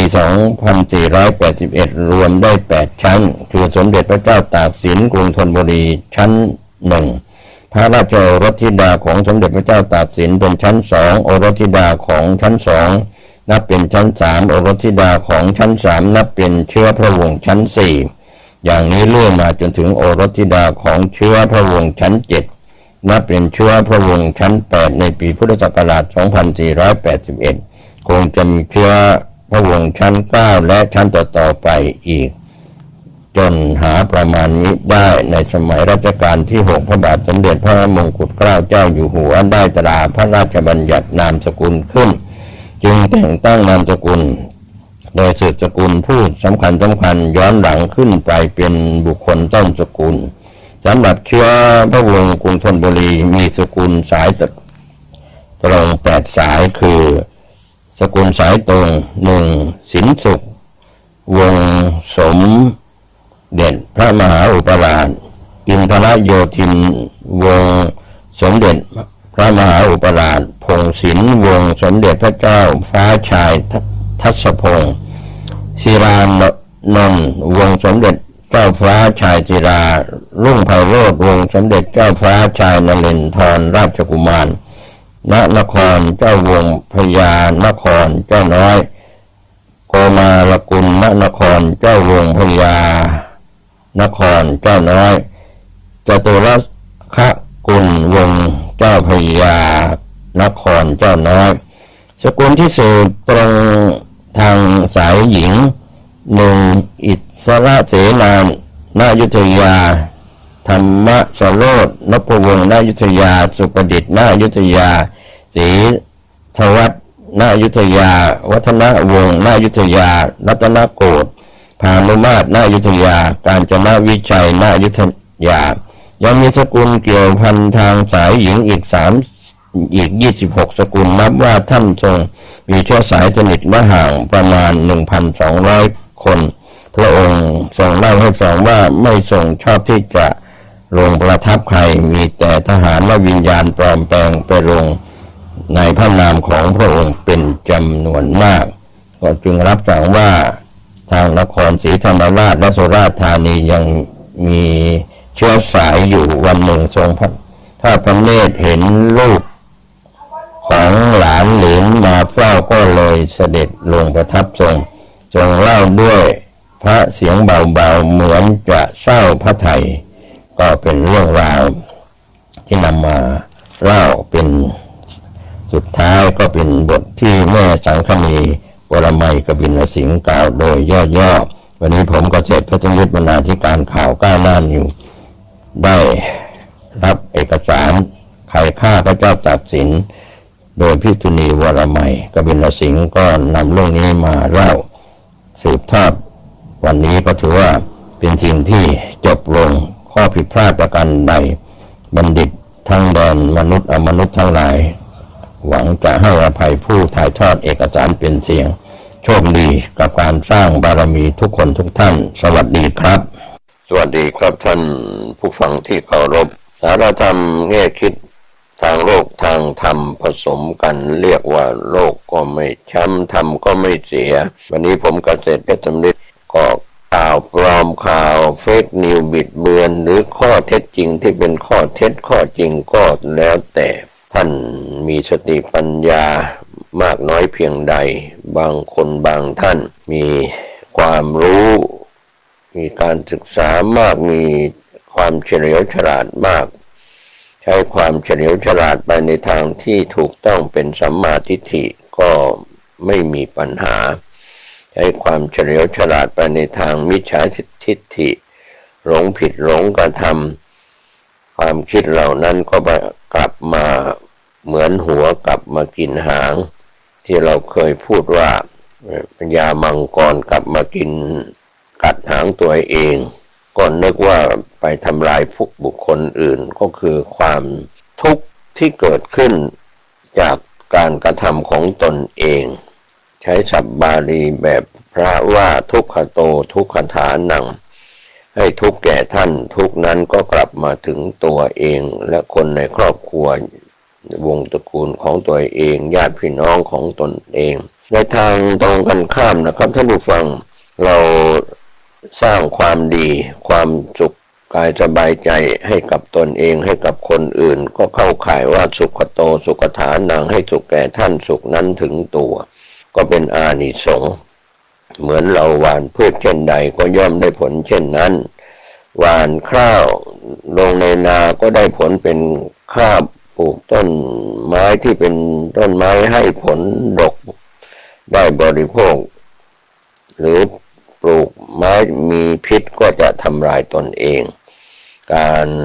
สืบสานชาติพันธุ์ต่างๆก็เช่นเดียวกันถ้าบรรพบุรุษจากอดีตสร้างความอาฆาตมาตร้ายข่มเหงรังแกกันทำลายกันด้วยการทำผิดศีลทั้ง5ฆ่าสัตว์ศึกสงครามนี้ไม่ได้เป็นเหตุให้ ความรอดตายและบาดเจ็บจะเกิดขึ้นไม่ได้นั้นไม่มีไม่ตายก็บาดเจ็บเมื่อเกิดศึกสงครามเพราะความโกรธดังนั้นศีลทั้ง5ข้อนั้นจึงเป็นเรื่องที่จะพดุงความเป็นมนุษย์ผู้มีใจสูงตัวเองเป็นมนุษย์ใจเป็นมนุษย์ก็จะพดุงคุณธรรมคือไม่ฆ่าสัตว์เป็นอาจินไม่รักทรัพย์เป็นอาจินไม่เสพกามผิดทั้งหญิงและชายเป็นอาจินไม่กล่าวคำเท็จเป็นอาจินและก็ไม่ดื่มเครื่องดองของเมามึนเมาทั้งสุรายาเสพติดทั้งหลายรวมไปถึงการมอมเมาในเรื่องของการสร้างความคิดเห็นตั้งความคิดเห็นที่ผิดไว้ให้ลูกให้หลานได้ศึกษาก็คือตำราการศึกษาไม่ว่าจะเป็นตำราทางประวัติศาสตร์ของชาติใดๆที่ผู้เป็นนักประวัติศาสตร์เขียนไว้ผิดเพี้ยนจากประวัติศาสตร์ที่มีหลักฐานดั้งเดิมหรือวิทยาศาสตร์ก็ต้องพิสูจน์ด้วยตัวตนของนักวิทยาศาสตร์จริงๆจนเป็นที่ยอมรับพิสูจน์ได้ศาสตร์ต่างๆในโลกใบนี้มีมากมายแม้ในพระไตรปิฎกที่เป็นคำสอนในทางพระพุทธศาสนาถ้าใครได้ไปศึกษาในพระไตรปิฎกมีพระวินัยปิฎกพระสุตตันตปิฎกพระอภิธรรมปิฎกแล้วก็จะเห็นว่ามีศาสตร์ต่างๆท่านที่ได้ศึกษาพระไตรปิฎกแล้วก็ไม่จำเป็นต้องไปศึกษาศาสตร์ทางโลกมากมายนักซึ่งศาสตร์ทางโลกนั้นไม่มีที่สิ้นสุดนะครับก็แต่ว่าศาสตร์ในคำสอนที่พระพุทธเจ้าทรงแสดงไว้ในพระวินัยพระสูตรพระอภิธรรมนั้น84,000 พระธรรมขันธ์มีศาสตร์อยู่ในนั้นมากกว่า18ศาสตร์ฉะนั้นไม่ว่าจะเป็นสังคมศาสตร์มนุษยศาสตร์โดยเฉพาะการศึกษาพุทธศาสตร์วันนี้คนในอยากออกคนนอกอยากเข้าก็คือพระภิกษุสามเณรที่เข้าไปศึกษาในทางพระพุทธศาสนาอยู่ในภาคอาสาวพัฒน์อาศัยชาวบ้านที่เป็นอุบาสกอุบาสิกาเลี้ยงดูอุปถัมภ์อุปการะไม่ว่าจะเป็นอาหารบิณฑบาตที่อยู่อาศัยจีวรรวมไปถึงเภสัชยารักษาโรคที่มีการสร้างโรงพยาบาลสงฆ์ตึกสงฆ์มูลนิธิของสงฆ์อะไรต่างๆเพื่อดูแลพระภิกษุผู้ทรงศีลก็แล้วแต่ปัจจัยทั้งสี่อาจจะมากกว่าปัจจัยทั้งสี่ก็แล้วแต่นี่ก็เป็นเรื่องที่ทำให้พาให้ท่านได้คิดได้พิจารณากันว่าพระคุณเจ้านั้นเป็นศาสนทายาทที่เป็นพระภิกษุสามเณรในปัจจุบันนั้นเหลือเพียงพระภิกษุแล้วก็อุบาสกอุบาสิกาส่วนสามเณรนั้นเป็นเหล่ากอของสมณะของนักบวชก็คือพระภิกษุในสมัยพุทธกาลนั้นมีบริษัทครบทั้งสี่ภิกษุภิกษุณีอุบาสกอุบาสิกาซึ่งสามเณรนั้นก็เป็นเหล่ากอของภิกษุบริษัทส่วนสิกขมานาผู้รอจะประพฤติวัดเพื่อรอจะบวชเป็นภิกษุณีรวมไปถึงสามเณรีก็นั่นก็เป็นเหล่ากอของภิกษุณีส่วนคฤหัสถ์ชายหญิงก็เป็นอุบาสกอุบาสิกาที่ทำหน้าที่ฝ่ายคฤหัสถ์อุปถัมภ์อุปการะดูแลพระสงฆ์องค์เจ้าผู้ทรงศีลทรงธรรมปัจจุบันสวนทางมานะครับพระภิกษุที่มีในประเทศไทยหรือต่างประเทศไม่ว่าจะเป็นเถรวาทหรือมหายานโดยเฉพาะเถรวาทเราโดยเฉพาะคณะสงฆ์ไทยก็มีการแต่งตั้งสมณศักดิ์จากพระราชาในยุคอดีตจนถึงปัจจุบันนะครับที่เป็นพุทธศาสนาเถรวาทหรือในสายมหายานก็มีการแต่งตั้งพระสงฆ์สายมหายานก็เป็นส่วนที่ไปจากแนวเดียวกันก็คือพระพุทธศาสนาสืบต่อมาจากอินเดียโบราณและขยายออกไปในแว่นแคว้นต่างๆวันนี้ที่ผู้ดำเนินรายการกล่าวถึงก็คือคนในอยากออกก็คือพระภิกษุสามเณรก็ได้ศึกษาเล่าเรียนวิชาการทางโลกเดินทาง ได้ศึกษานอกจากวัดที่พระภิกษุสามเณรที่เป็นครูบาอาจารย์สั่งสอนอยู่ภายในวัดในสำนักเรียนก็เดินทางออกไปศึกษาวิชาการทางโลกภายนอกที่เป็นสถานศึกษาในระดับประถมมัธยมอุดมศึกษามหาวิทยาลัยทางโลกจบปริญญาตรีโทเอกทั้งภายในประเทศและต่างประเทศก็คือพระภิกษุสามเณรที่ศึกษาทางพระพุทธศาสนาได้นักธรรมตรีโทเอกได้ปริญญาธรรม9ประโยคหรือจบอภิธรรมบัณฑิตก็ตามเรียนในมหาวิทยาลัยสงฆ์ทั้งสองแห่งไม่ว่าจะเป็นมจรมมรหรือสถาบันการศึกษาที่เกี่ยวข้องกับทางพระพุทธศาสนาก็มีแยกแปลกออกไปไม่ว่าจะเป็นการอบรมพระวิปัสสนาจารย์อบรมพระนักเผยแผ่อะไรต่างๆก็เป็นกิจการทางพระพุทธศาสนาก็ก่อคุณประโยชน์แต่ในทางที่สวนออกไปในช่วงปัจจุบันหรือจากอดีตไม่นานนี้ก็เริ่มมีการศึกษาวิชาการทางโลกทำให้พระภิกษุสามเณรที่ได้ศึกษาแล้วก็จบการศึกษาทางฝ่ายสามัญฝ่ายทางโลกแล้วก็ลาสิกขาออกไปประกอบอาชีพซึ่งอาจจะสวนทางคนในอยากออกไป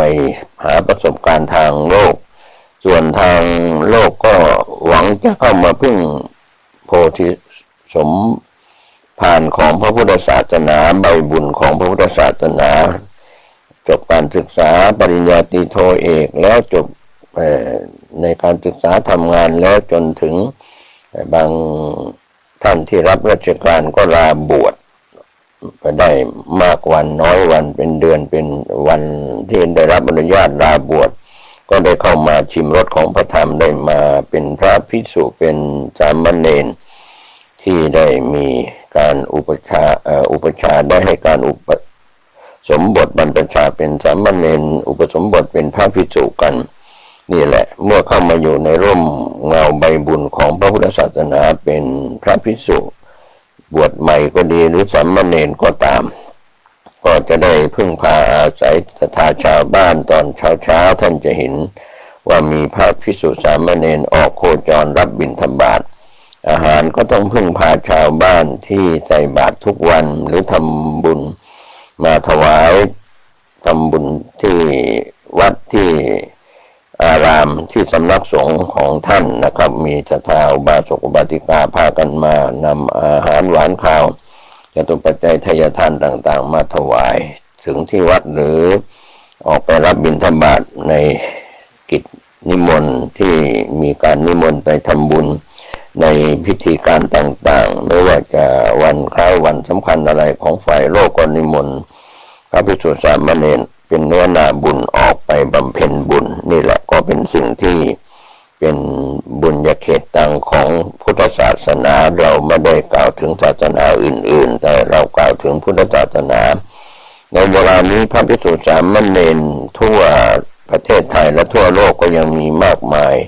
ที่เหลืองอลามไปด้วยภาคอาสาวพัสทั้งฝ่ายเถรวาทและมหายานก็เป็นธงชัยของพระอรหันต์นะครับภาคอาสาวพัสท่านใช้วิจารณญาณจากประชาคมแพทย์นั้นเป็นผู้เยียวยารักษาทั้งร่างกายและจิตใจประชาคมแพทย์วันนี้ได้ออกมาวิพากษ์วิจารณ์ก็อาจจะเป็นส่วนปัจเจกบุคคลเมื่อเป็นเหตุการณ์ต่างๆที่เราได้รับรู้รับทราบเราก็เคารพในความคิดของประชาคมแพทย์พูดถึงวงการของประเทศไทยจากอดีตไม่นานที่ผ่านมาจนถึงปัจจุบันเขากล่าวถึงบุคคลคนหนึ่งซึ่งเราก็รับรู้รับทราบก็ขออนุญาตพูดถึงคำว่าเขาเขียนถึงเรื่องของทักษิณจบในบทความเดียวก็เป็นการโพสต์ของประชาคมแพทย์ผู้ดำเนินรายการเห็นว่าเป็นประโยชน์มุมมองเรื่องของอดีตที่ผ่านมาจนถึงปัจจุบันและจะมีต่อไปที่ประชาคมแพทย์พูดแล้วก็คงจะไม่ได้ไปให้คุณให้โทษกับคนที่เอ่ยนามถึงก็คงระบุได้แค่ชื่อคำว่าทักษิณจากตำนานสู่ความจริงที่ประเทศต้องเผชิญข ข้อเท็จจริงหรือไม่อย่างไรท่านใช้วิจารณญาณในทางโลกทางธรรมความจริงก็คือความจริงความเท็จก็คือความเท็จการปกปิดจึงกล่าวว่าความลับไม่มีในโลกนี้คนไม่รู้เทวบุตรเทวดาก็รู้เทวบุตรเทวดาไม่รู้ตัวเองก็รู้อยู่แก่ใจบทความของประชาคมแพทย์ที่พูดถึงจากตำนานสู่ความจริงที่ประเทศต้องเผชิญนั้นคดีภาษี 17,000 ล้านคดีชั้น14และมรดก30 บาทที่กลายเป็นภาระของคนรุ่นหลังตลอด20 ปีที่ผ่านมาชื่อทักษิณผู้ถูกผูก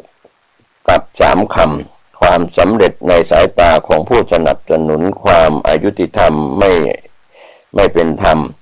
ในคำกล่าวอ้างของพรรคการเมืองความสงสารในกลยุทธ์ทางการเมืองแต่เมื่อเวลาผ่านไป2 ทศวรรษ 20 ปีแล้ว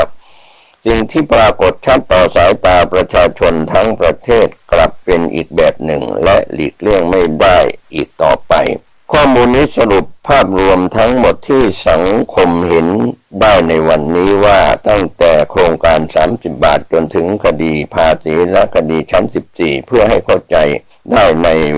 ข้อมูลเดียวกันนี้ข้อมูลแรกโครงการ30 บาทความสำเร็จในระยะสั้นภาระในระยะยาวผลงานเรือธงตลอด20 ปีที่ผ่านมาพรรคสีแดงกอดไว้แน่นและมีอัศวินอนาล็อกไว้เป็นลูกมือสิ่งที่เกิดขึ้นจริงในช่วงแรกโครงการนี้ทำให้ประชาชนเข้าถึงบริการสาธารณสุขง่ายขึ้นจริงคนไปหาหมอบ่อยขึ้นรัฐบาลได้คะแนนนิยมสูงสุดและคนก็รู้สึกว่ารัฐใส่ใจความสำเร็จในระยะสั้นนั้นดึงดูดความสนใจแม้กระทั่งองค์การโลกก็ชมเชยก็รู้หรือไม่ว่าผู้ประสานงานระหว่างกระทรวงสาธารณสุขและองค์การโลกตลอด20 ปีที่ผ่านมา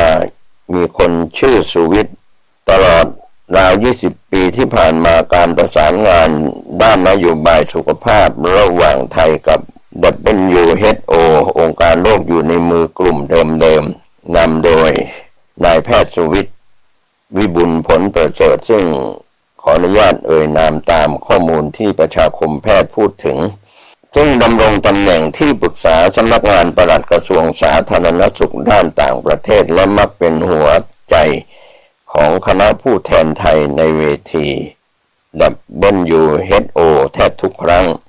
เมื่อบุคคลเดียวกันทั้งเป็นสถาปนิกหลักของระบบ30 บาทและเป็นกรรมการหรือที่ปรึกษาในหน่วยงานที่ได้ประโยชน์ทางการเมืองและเชิงภาพลักษณ์จากโครงการนี้พูดง่ายๆท่านผู้นี้ไม่เคยหลุดจากการเป็นส่วนหนึ่งของการบริหารตั้งแต่ระดับหลักจนถึงระดับสาขาของสปสช.และยังเป็นผู้เล่าเรื่องสื่อสารต่อ WHO องค์การอนามัยโลกและสาธารณชนว่า WHO ชมเชยระบบนี้ด้วยจึงเป็นธรรมดาที่สังคมจะตั้งคำถามเรื่องความเหมาะสมและความสมดุลของเสียงวิจารณ์และในส่วนนอกเหนือจากสปสช.นอกเหนือจากสปสช.ก็หันมาในส่วนของกระทรวงสาธารณสุขไม่ว่าจะเปลี่ยนรัฐมนตรีว่าการกระทรวงสาธารณสุขมาเป็นหน้าไหนก็ตามอัศวินอนาล็อกท่านนี้ก็มีความปรารถนาแรงกล้าที่จะดำรงตำแหน่งนี้ตำแหน่งการประสานงานกับ WHO ของกระทรวงสาธารณสุขอย่างชัดเจนแน่นอนทุกครั้งไปเสมือนว่าไม่มีใครในประเทศมีฝีมือแบบนี้อีกแล้วสิ่งที่เกิดขึ้นจริงหลัง20 ปีที่ผ่านมานี้ในเชิงเศรษฐศาสตร์สาธารณสุขนี่คือประชาชนก็เกิดความนิยมไม่มีการร่วมจ่ายไม่มีกลไกควบคุมการใช้จ่ายไม่มีแรงจูงใจให้ดูแลตัวเองโรคเหล่านี้ก็พุ่งสูงโรคไตเพิ่มขึ้นอย่างต่อเนื่องสะท้อนความล้มเหลวไม่มีทุนรองรับระยะยาวระบบขาดดุลเรื้อรัง ษที่เห็นชัดในปัจจุบันโรงพยาบาลของรัฐมีหนี้สะสมสูงเพราะสปสช.ชักดาบพอถูกทวงหนี้มากๆก็จนปัญญาต้องเอาเงินในอนาคตมาใช้หนี้โรงพยาบาลเรียกว่าจะเกิดหนี้ล่วงหน้าอย่างแน่นอนของประเทศชาติทบไปเรื่อยๆบุคลากรทางการแพทย์ล้นมือประชาชนคุ้นชินกับการใช้บริการโดยไม่จำกัดหรือความเสพติดต่อสวัสดิภาพสวัสดิการฟรีต้องเพิ่มสิทธิ์ไม่ยอมร่วมจ่ายขนาดนี้แล้วสปสช.ก็ยังคิดแต่จะเพิ่มสิทธิประโยชน์ไปเรื่อยๆเรื่องฟอกไตก็ยังไม่ใช้หนี้สถานพยาบาลอีกหลายแห่งรู้กันโดยทั่วหน้าแต่ก็ปิดข่าวเงียบขณะที่ประเทศพัฒนาแล้วใช้โมเดลและการร่วมรับผิดชอบประเทศไทยกับติดกับดักประชานิยมที่ไม่มีรัฐบาลใดกล้าแก้ไขความสำเร็จในอดีตจึงกลายเป็นหนี้สินของคนรุ่นลูกรุ่นหลานส่วนที่สองคดีภาษี 17,000 ล้านเมื่อศาลตัดสินชี้ชัดว่าหลบภาษีโครงการขายหุ้นชินคอร์ปที่ถูกใช้ 1. โอนหุ้นให้ลูกในราคา1 บาท 2. ลูกชายขออภัย 2. ลูกก็ขายต่อให้เทมาเสกในราคา49 บาท 3. ส่วนต่างกำไรเป็นของลูกไม่ต้องเสียภาษีนี่คือสูตรคลาสสิกของการหลบภาษีใช้ลูกเป็นตัวกลางเพื่อย้ายกำไรออกจากตัวเองส่วนคำพิพากษาศาลฎีกาภาษีอากร 2568 ผู้มีเงินได้ตามความจริงคือทักษิณชินวัตรต้องชำระภาษีเงินเพิ่มเบี้ยปรับรวมกว่า 17,000 ล้านบาททำไมคำตัดสินนี้สำคัญเพราะมันทำให้ประชาชนฟื้นความทรงจำได้อีกครั้งว่าความเหลื่อมล้ำในประเทศไทยไม่ได้เกิดจากโครงการสร้างเพียงอย่างเดียวแต่เกิดจากคนที่มีความรู้บวกอำนาจบวกเครื่องมือทางกฎหมายใช้ระบบให้เป็นประโยชน์กับตัวเองได้ดีกว่าคนทั่วไปและมันสะเทือนความรู้สึกของผู้เสียภาษีชนชั้นกลางที่จ่ายภาษีตรงตัวทุกบาททุกสตางค์คนยากจนก็จ่ายภาษีทางอ้อมผ่านระบบแวตขณะที่คนรวยที่สุดกับหลบภาษีได้หมดด้วยเล่ห์กลทางกฎหมายและหลบได้เป็นเกือบ 20,000 ล้านบาทแล้วเอาเงินส่วนนี้มาเป็นน้ำหล่อเลี้ยงให้พรรคการเมืองที่กำลังจะมาขายประชานิยมและซื้อใจประชาชนรวมทั้งเป็นกระสุนดินดำในการเลือกตั้งทุกครั้งเป็นแรงดึงดูดของบรรดานักการเมืองผู้หิวกระหายต่ออำนาจการเมืองและบรรดาสมุนบริวารที่ไม่เคยขาดมือจากเงินเลี่ยงภาษีของแผ่นดินส่วนนี้ที่เป็นทุนดำเนินการนี่เองการยกยอปอปั้นของบรรดาเหล่าบริวารก็ล้วนเป็นไปเพื่อส่งเสริมให้เจ้านายหลงระเริงว่ามีสติปัญญาที่แหลมคมและเป็นขวัญใจชนชั้นรากหญ้าตลอดมายิ่งคิดหานโยบายประชานิยมหลากหลายมาประเคนทั้งเงินหมื่นดิจิตอลที่เหลวไม่เป็นท่าและน่าจะมีอีกหลายบรรดานโยบายในการเลือกตั้งครั้งต่อไปส่วนประเด็นที่3คดีชั้น14จุดเปลี่ยนที่ทำลายความสงสารแต่ประเด็นที่แรงที่สุดในเชิงอารมณ์ไม่ใช่ภาษีคือคดีชั้น14คืนแรกในเรือนจำถูกส่งตัวไปโรงพยาบาลตำรวจทันทีพักในห้องพิเศษระดับ VIP ได้รับการดูแลแบบที่นักโทษทั่วไปไม่เคยได้รับจนกลายเป็นว่าทั้งประเทศคุกมีไว้ขังหมาและคนจนทำไมเรื่องนี้ถึงโดนใจชนชั้นรากหญ้าด้วยเพราะมันเป็นความไม่เท่าเทียมที่จับต้องได้ไม่ใช่ตัวเลขบนกระดาษหนังสือบนกระดาษของกระดาษที่เขียนไว้ประชาชนหลายคนมีญาติมีเพื่อนคนรู้จักที่ป่วย หนักในเรือนจำแต่ไม่เคยได้รับแม้แต่1%ของสิทธิที่ทักษิณได้รับความรู้สึกนี้ทำลายว่าทักษิณคือเหยื่อของรัฐลงอย่างราบคาบส่วนประเด็นที่ 4กลยุทธ์ความสงสารเริ่มไม่ขายแล้วเมื่อพรรคเพื่อไทยพยายามปรับว่าทักษิณแก่แล้วสุขภาพย่ำแย่แล้วเครียดมากแล้วควรได้รับพักโทษและเพราะสิ่งเหล่านี้ด้านมนุษยธรรมควรจะให้กับทักษิณประชาชนกับเชื่อมเรื่องนี้เข้ากับคดีภาษี 17,000 ล้านสิทธิพิเศษชั้น 14 บทเรียน 20 ปีของ 30 บาทและถ้าเลยปีนี้ไปคนจนจะเดือดร้อนจริงๆเข้าสู่โหมดนรกของจริงเพราะความลำบากในการไปโรงพยาบาลจะมากขึ้นเรื่อยๆส่งตัวก็ไม่ได้อีกเพราะไม่มีงบตามไปจ่ายคนไข้เคยได้ยาครั้งละ1 เดือนเรื่องความดันอาจต้องรับยาครั้งละ1 สัปดาห์เพราะไม่มีงบซื้อยา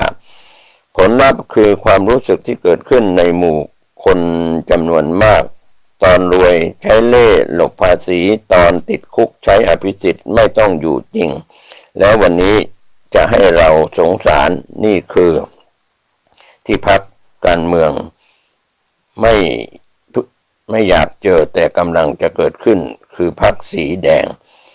ข้อที่ 5ความไม่น่าไว้วางใจของทักษิณปรากฏในหลายมิติทั้งการคบหาหุ้นเซ็นที่ผูกพันกันด้วยผลประโยชน์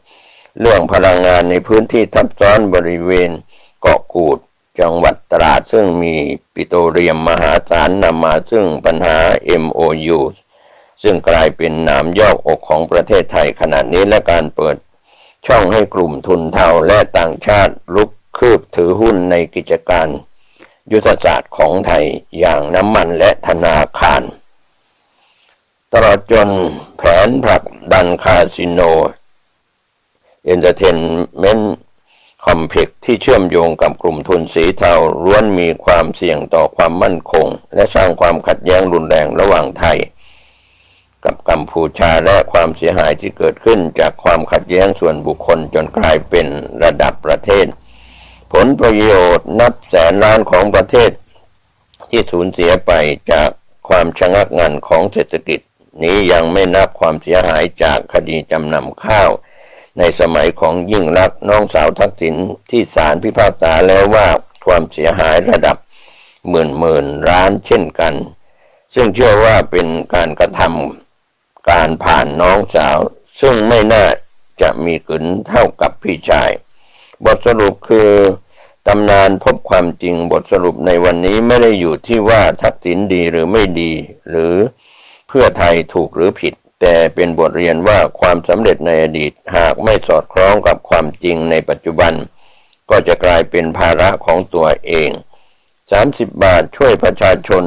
จริงแต่ขาดความยั่งยืนทิ้งภาระให้รุ่นหลังการก้าวขึ้นสู่อำนาจเต็มไปด้วยนโยบายกระตุ้นประชานิยมแบบไม่คิดผลระยะยาวการบริหารธุรกิจมีเล่ห์หลบภาษีที่ศาลเพิ่งตัดสินว่าผิดกฎหมายผลประโยชน์ส่วนตัวที่คบหาและต่อมามีความขัดแย้งกับผู้นำกัมพูชาที่มีผลประโยชน์ส่วนตัวเช่นกันนำไปสู่ความวุ่นวายและปัญหาที่บานปลายและความเสียหายอีกมากมายทางเศรษฐกิจของประเทศไทยและประเมินค่าไม่ได้การกลับประเทศตามด้วยอภิสิทธิ์ในคดีชั้น 14การขอความสงสารเริ่มไม่ทำงานในสังคมที่ตาสว่างขึ้นสิ่งที่หลงเหลือหลัง20 ปีนี่ไม่ใช่เหยื่ออย่างที่พรรคอยากให้ประชาชนเห็นแต่นี่คือผู้เล่นที่เคยฉลาดและมีเล่ห์เหลี่ยมที่สุดในสนามและยังได้ประโยชน์จากระบบมากที่สุดเสมอเมื่อเวลาผ่านไป2 ทศวรรษ 20 ปีสิ่งที่เหลือไม่ใช่ตำนานของรัฐบุรุษผู้ยิ่งใหญ่แต่คือพ่อค้าประชานิยมที่ขายความหวังระยะสั้นทิ้งหนี้ระยะยาวนักเลี่ยงภาษีระดับมืออาชีพที่ศาลตัดสินว่าต้องจ่าย 17,000 ล้านนักธุรกิจการเมืองผู้แสวงหาผลประโยชน์ ด้วยคอนเซปต์ของการจับเสือมือเปล่าจนกระทั่งมีฐานะระดับอภิมหาเศรษฐีขึ้นมาได้ผู้มองเห็นประโยชน์ของชาติที่สามารถไขข้อความนี้ว่าใครจะไขว่คว้ามาเป็นส่วนของตัวเองโดยอาศัยคอนเนคชั่นกับอสูรร้ายหน้าไหนแบบไม่เลือกคนธรรมดาคนหนึ่งที่สามารถอยู่นอกคุกได้ทั้งที่ถูกพิพากษาให้จำคุกผู้สร้างความเสพติดประชานิยมให้กับประชาชนจนยากแก่การแก้ไขของรัฐบาลในอนาคตไม่ต่างไปจากพ่อค้ายาเสพติดคนหนึ่งที่สร้างความสุขชั่วคราวมา20 ปีแต่ทิ้งความเสียหายระยะยาวให้สังคมทั้งระบบนี่คือภาพที่ประเทศไทยและคนไทยได้มองเห็นชัดเจนขึ้นในวันนี้และหลังจากผ่านเวลา20 ปีไปแล้วนี้และไม่มีใครสามารถปิดบังมันได้อีกต่อไปก็เป็นข้อมูลจากประชาคมแพทย์1 ธันวาคม 2568ก็เป็นข้อมูลที่มีมุมมองนะครับมีเรื่องราววิพากษ์วิจารณ์จากคอมเมนต์ของผู้เห็นด้วยสนับสนุนและผู้ไม่เห็นด้วยไม่สนับสนุนวิพากษ์วิจารณ์ในคอมเมนต์ต่างๆมากนับเป็นร้อยรายที่มีความเห็นด้วยและไม่เห็นด้วยก็เป็นมุมมองที่ข้อมูลจากประชาคมแพทย์วันนี้ผมเกษตรเพชรสำริดผู้ดำเนินรายการในฐานะบรรณาธิการข่าวก้าวหน้านิวก็ขออนุญาตนำข้อมูลเหล่านี้เป็นมุมมองสะท้อนให้เห็นว่า20 ปีที่ผ่านมา30 บาททุกโรคและเรื่องปัญหาต่างๆที่เกี่ยวกับพรรคการเมืองที่ขออนุญาตเอ่ยนามถึงพรรคสีแดงก็อยู่ในวงการด้านการเมืองและเป็นรัฐบาลและเป็นผู้บริหารชาติบ้านเมืองมาในยุคที่ผ่านมา20 ปีก็ยังมีปัญหาต่อไปในอนาคตอันใกล้นี้ถ้าเราในฐานะเป็นพลเมืองของประชากรไทยจะต้องใส่ใจ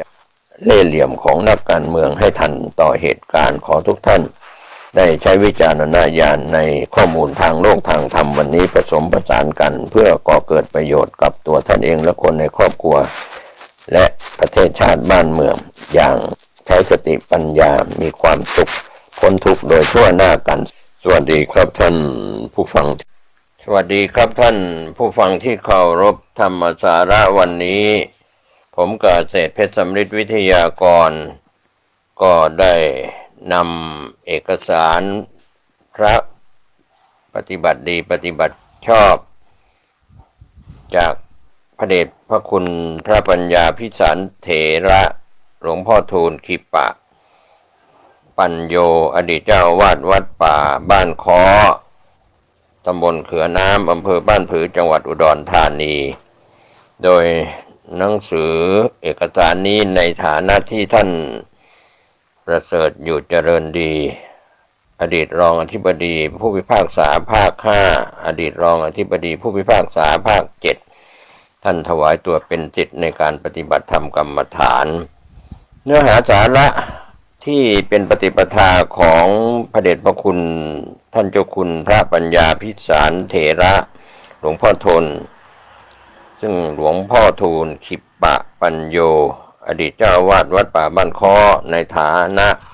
ที่หลายท่านเคารพศรัทธา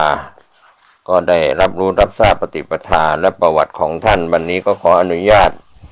การอยู่จำพรรษาของหลวงพ่อทูลในพรรษาที่24พรรษาที่28และถึงปัจจุบันที่ท่านนำเล่าในการอยู่จำพรรษาแต่ละแห่งมาหลวงพ่อทูลตัดสินใจเลือกบ้านค้อเป็นสถานที่ก่อตั้งวัดและในขณะนั้นก็เป็นพื้นที่ป่าหญ้าเพกเป็นทุ่งนาเลี้ยงวัวควายของชาวบ้านแล้วก็เป็นป่าเห็ดต้นไม้ก็สูงแค่เม็ดเดียวแห้งแล้งแล้วก็กันดารมากแหล่งน้ำก็ไม่ดีแต่ท่านก็ตั้งใจจะสร้างวัดที่นี่ถึงแม้จะมีครูบาอาจารย์ทักท้วงว่าไม่เหมาะสมที่จะสร้างเพราะลำบากเกินไปไม่มีอะไรเลยทุกอย่างต้องเริ่มต้นจากศูนย์ บริเวณนี้เป็นป่าช้าเก่ามีหลวงตาแก้วมาพักอยู่ท่านรู้จักหลวงพ่อและนิมนต์ให้มาสร้างวัดที่นี่ในตอนนี้มีเพียงกระต๊อบของหลวงตาแก้วชาวบ้านและญาติโยมจึงช่วยสร้างศาลามุงด้วยใบตองกุงและแอมด้วยถุงปูนท่านเริ่มรวบรวมกำลังศรัทธาจากญาติโยมและลูกศิษย์ที่ตามมาจากที่ต่างๆและที่เพิ่งรู้จักท่านเริ่มสร้างห้องน้ำเป็นสิ่งแรกจำนวน10 ห้องท่านจะให้ความสำคัญกับเรื่องห้องน้ำมากเพราะเป็นสิ่งที่จำเป็นที่สุดหลังจากนั้นเริ่มขุดบ่อน้ำบาดาลลึกถึง12 เมตรมีการทอดผ้าป่าซื้อที่ดินและดำเนินการขออนุญาตใช้พื้นที่ป่าไม้และขอตั้งวัดอย่างเป็นทางการในปีพุทธศักราช 2529 หลวงพ่อเริ่มวางแผนพัฒนาพื้นที่ป่าเสื่อมโทรมให้เป็นวัดอย่างชัดเจนด้วยการสร้างศาลาอเนกประสงค์ท่านออกแบบและดำเนินการก่อสร้างเองศาลามีขนาดใหญ่จนมีคนทักท้วงว่าหลวงพ่อทำไมสร้างศาลาใหญ่เกินไป10 ปีก็สร้างไม่เสร็จเมื่อถูกท้าทายความสามารถหลวงพ่อทูลจึงลงมือก่อสร้างอย่างรวดเร็วตอนที่เริ่มมาสร้างวัดมีพระติดตามมาด้วยคือพระอาจารย์เสือพระอาจารย์ต้อยพระอาจารย์ศาสตร์พระอาจารย์วิรัตพระอาจารย์ชัยยาและพระอาจารย์แดงที่มาขอบวชกับหลวงพ่อทูลและช่วยหลวงพ่อทูลพัฒนาวัดและเริ่มก่อสร้างกุฏิพระและฆราวาสที่มาปฏิบัติธรรมและเสนาสนะอีกมากมายหลวงพ่อทูลเป็นผู้ที่มีความสามารถมากมายหลายด้านเช่นเป็นพระนักเทศน์นักเขียนนักประพันธ์นักออกแบบวิศวกรรมเป็นช่างไม้ช่างปูนช่างก่อสร้างช่างแกะสลักพระผู้สร้างละครผู้เขียนบทละครเป็นผู้กำกับเป็นนักแสดงเป็นหมอยาและสามารถเป็นได้อีกหลายๆมากมายหลวงพ่อทูลจะมีวิธีการให้ลูกศิษย์และญาติโยมสร้างบุญบารมีในหลายรูปแบบท่านจะเป็นผู้ริเริ่มสร้างสิ่งต่างๆเพื่อเป็นอุบายให้ลูกศิษย์ได้สร้างบุญบารมีให้กับตนเองให้มากให้คนทุกระดับมีโอกาสเช่นชาวบ้านไม่มีปัจจัยจำนวนมากก็ให้มาเอาบุญด้วยกำลังแรงกายมาช่วยทำงานที่วัดดูแลวัดพัฒนาวัดและเมื่อมีโอกาสก็สอดแทรกการคิดพิจารณาธรรมในขณะทำงานบุคคลใดมีกำลังทรัพย์มากมีศรัทธามากก็พาทำงานใหญ่ๆเช่นสร้างศาลาเจดีย์อาคารปฏิบัติธรรมพิพิธภัณฑ์พระพุทธรูปแกะสลักพิมพ์หนังสือธรรมะและอื่นๆอีกมากมายส่วนบางกลุ่มชอบมาถือศีลภาวนาปฏิบัติธรรมท่านก็จัดให้มีเทศกาลสงน้ำพระบรมสารีริกธาตุให้มีการถือศีลฟังธรรมเทศนาออกโรงทานทั้งยังเปิดโอกาสให้กลุ่มเยาวชนและประชาชนทั่วไปมาแสดงงานอนุรักษ์ศิลปวัฒนธรรมอีสานเพื่อเป็นสื่อที่จะดึงคนเข้าวัดเพื่อสร้างบารมีให้กับตนเองให้มากที่สุดทุกวิถีทางรวมทั้งให้หน่วยงานราชการและภาคเอกชนเข้ามามีส่วนร่วมในการจัดเตรียมงานต่างๆด้วยหลวงพ่อทูลได้สร้างผลงานต่างๆไว้มากมายให้กับพระพุทธศาสนามาถึงวาระสุดท้ายมรณการมรณะของหลวงพ่อทูลในช่วงต้นปี 2551 หลวงพ่อทูลเริ่มมีอาการปวดเมื่อยตามตัวเบื่ออาหารเหนื่อยพูดเสียงเบาและพบมีก้อนเนื้อที่สะบักขวามีขนาดโตขึ้นจนทำให้ปวดมากแขนขวาอ่อนแรงได้เข้าตรวจและรักษาที่โรงพยาบาลศิริราชเมื่อวันที่ 3 กันยายน 2551 แพทย์ให้ตัดชิ้นเนื้อไปตรวจพบว่าเป็นเชื้อแพทย์สรุปว่าเป็นเนื้องอกที่ปอดและได้แพร่กระจายไปที่กระดูกแพทย์ได้ทำการฉายรังสีเพื่อบรรเทาอาการปวดได้กลับมาพักรักษาตัวที่วัดป่าบ้านค้อ และได้เข้ารักษาตัวที่โรงพยาบาลวัฒนาจังหวัดอุดรธานีเนื่องจากปอดติดเชื้อจากนั้นก็ได้กลับไปรักษาตัวที่วัดป่าบ้านค้อ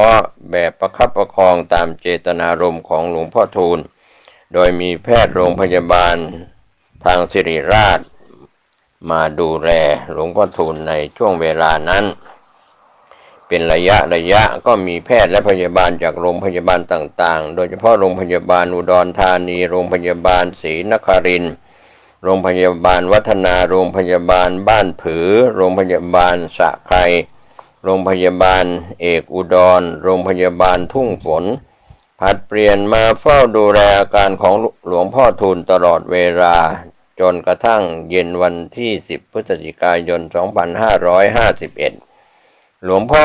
ทูลได้นอนหลับสนิทไม่มีอาการปวดความดันโลหิตเริ่มลดลงเรื่อยๆแพทย์ที่เฝ้าดูอาการได้ให้น้ำเกลือและยาปรับความดันโลหิตทางเส้นเลือดหลวงพ่อทูลมีความดันโลหิตไม่สม่ำเสมอและลดลงเรื่อยๆที่ประจรเต้นช้าลงจนกระทั่งเวลา 4:40 นาทีของวันที่11พฤศจิกายน2551หลวงพ่อทูลหัวใจก็หยุดเต้นท่านได้ละสังขารด้วยอาการสงบรวมสิริอายุได้73ปี5เดือนรวม48พรรษาตลอดระยะเวลา48พรรษาที่อยู่ภายใต้ร่มกาสาวพัส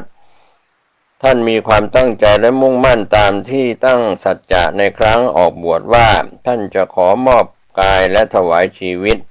เพื่อบูชาคุณพระพุทธเจ้าพระธรรมเจ้าและพระสงฆ์เจ้าจะทำประโยชน์ตนและประโยชน์ให้ถึงพร้อมด้วยความไม่ประมาทและเมื่อท่านได้ทำประโยชน์ส่วนตนสำเร็จแล้วท่านจึงได้ดำริว่าท่านจะเดินตามรอยพระพุทธองค์จะทำประโยชน์ท่านให้เต็มที่นั่นก็คือเผยแผ่พระธรรมคำสอนของพระพุทธเจ้าสู่ประชาชนให้เข้าถึงหลักธรรมโดยเฉพาะให้เขาเหล่านั้นได้รับข้อมูลและเหตุผลที่แท้จริงเพื่อให้เกิดความเห็นชอบในศาสนธรรมคำสอนของพระพุทธเจ้าอย่างแท้จริง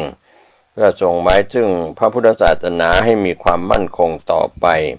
หลวงพ่อทูลได้ทำสิ่งที่ตั้งใจสำเร็จผลอย่างบริบูรณ์แล้วทุกประการท่านเป็นผู้รู้แจ้งโลกโลกวิทู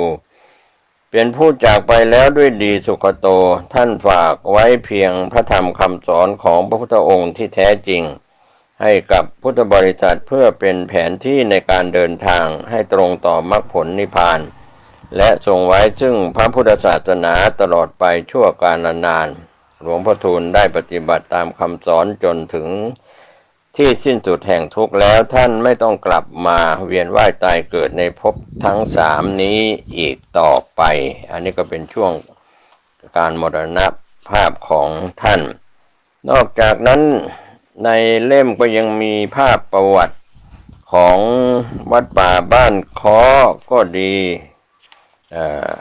หรือภาพอื่นๆที่มีในรูปเล่มนะครับกุฏิสงฆ์ห้องน้ำโรงฉันน้ำร้อนห้องสมุดธรรมสภารวมไปถึงการอัญเชิญพระบรมสารีริกธาตุการมีพิธีรับมอบพระบรมสารีริกธาตุครั้งแรกเมื่อ10ธันวาคม2539ณวัดพระเขี้ยวแก้วเมืองแคนดี้ประเทศศรีลังกาแล้วก็มีภาพพิธีรับมอบพระบรมสารีริกธาตุครั้งที่2เมื่อ20มีนาคม2542ณวัดสัมโพธิวิหารกรุงโคลัมโบประเทศศรีลังกานะครับก็เป็นส่วนภาพประกอบภายในรูปเล่มในการอัญเชิญพระบรมสารีริกธาตุนอกจากนั้นก็มีภาพประวัติการสร้างพระมหาธาตุเจดีย์มีพระภาพที่มีประกอบในเล่มนอกจากนั้นก็มีภาพงานบุญประจำปีส่งน้ำพระบรมสารีริกธาตุแล้วก็มีประวัติต้นพระศรีมหาโพธิ์ครับก็มีภาพในรูปเล่มไม่ว่าจะเป็นแดนพุทธคยาก็ดีที่ แดนสังเวชนียสถานและพี่น้องลูกศิษย์ลูกหาศรัทธานอกจากนั้นในเล่มยังมีประวัติการสร้างแกะสลักพระพุทธรูปไม้ตะเคียนทองพันปี4 ปางก็มีความเป็นมาที่น่าสนใจการสร้างแกะสลักพระพุทธรูปไม้ตะเคียนทองพันปี4 ปางก็มีภาพทั้งปางประสูติปางตรัสรู้ปางปรินิพพานปางปฐมเทศนามีเรื่องอัศจรรย์ในการขนย้ายไม้ตะเคียนทองเป็นซุงท่อนใหญ่ขึ้นรถเข็นได้เกิดเหตุการณ์แปลกประหลาดคือไฮดรอลิกไม่สามารถยกไม้ซุงขึ้นรถได้หาวิธีใดก็ยกไม่ขยับพระอาจารย์ทูลผู้นำคณะได้จุดธูปไหว้และกล่าวว่าแม่ตะเคียนขึ้นไปกับเขาเถอะเขาจะนำไปแกะสลักเป็นพระพุทธรูปเพื่อให้สาธุชนได้กราบไหว้จากนั้นทดลองยกอีกครั้งก็ปรากฏว่ายกขึ้นได้อย่างง่ายดายเรื่องนี้ก็เป็นเพียงหนึ่งในเรื่องอัศจรรย์หลายเรื่องสร้างความแปลกใจความเชื่อในสิ่งศักดิ์สิทธิ์และเพิ่มพูนศรัทธาแก่คณะทำงานในยุคสมัยของหลวงพ่อทูลนอกจากนั้นก็มีภาพผลงานของหลวงพ่อทูลขิปะปัญโยหลากหลายนะครับที่ปรากฏในรูปเล่มท่านมีคำสอนที่เขียนด้วยลายมือของหลวงพ่อทูลว่า1ผู้ขอไม่เป็นที่พอใจแก่ผู้ให้2ผู้ให้ไม่เป็นที่พอใจแก่ผู้ขอ3ผู้ขอเป็นผู้พอใจแก่ผู้ให้4ผู้ให้เป็นผู้พอใจแก่ผู้ขอหัวข้อธรรมทั้ง4นี้ต้องตีความหมายให้ถูกต้องตามเหตุผลนะครับเป็นลายมือของท่านนอกจากนั้นก็มีภาพประวัติและผลงานในส่วนของหลวงพ่อทูลและคณะสงฆ์สายพระป่าอย่างมากมายก็มีข้อเขียนที่ท่านเขียนด้วยลายมือของท่านว่าฉลาดทำเป็นโง่นี่คือนิสัยของนักปราชญ์แต่โง่อวดฉลาดเป็นนิสัยของคนพาลถ้ารู้จักความโง่ของตัวเองผู้นั้นพอที่จะมีความฉลาดอยู่บ้างถ้าไม่รู้จักความโง่ของตัวเองจึงยากที่จะต้องแก้ไขถ้าเข้าใจว่าตัวเองมีความฉลาดนั่นคือความโง่กำลังเข้ามาเยือนโดยความเมตตาจากท่านหลวงพ่อทูลขิปะปัญโยวัดป่าบ้านขอจังหวัดอุดร12 มิถุนายน 2539เป็นข้อเขียนของท่านด้วยลายมือของท่านก็เป็นเรื่องที่มีลายมือของหลวง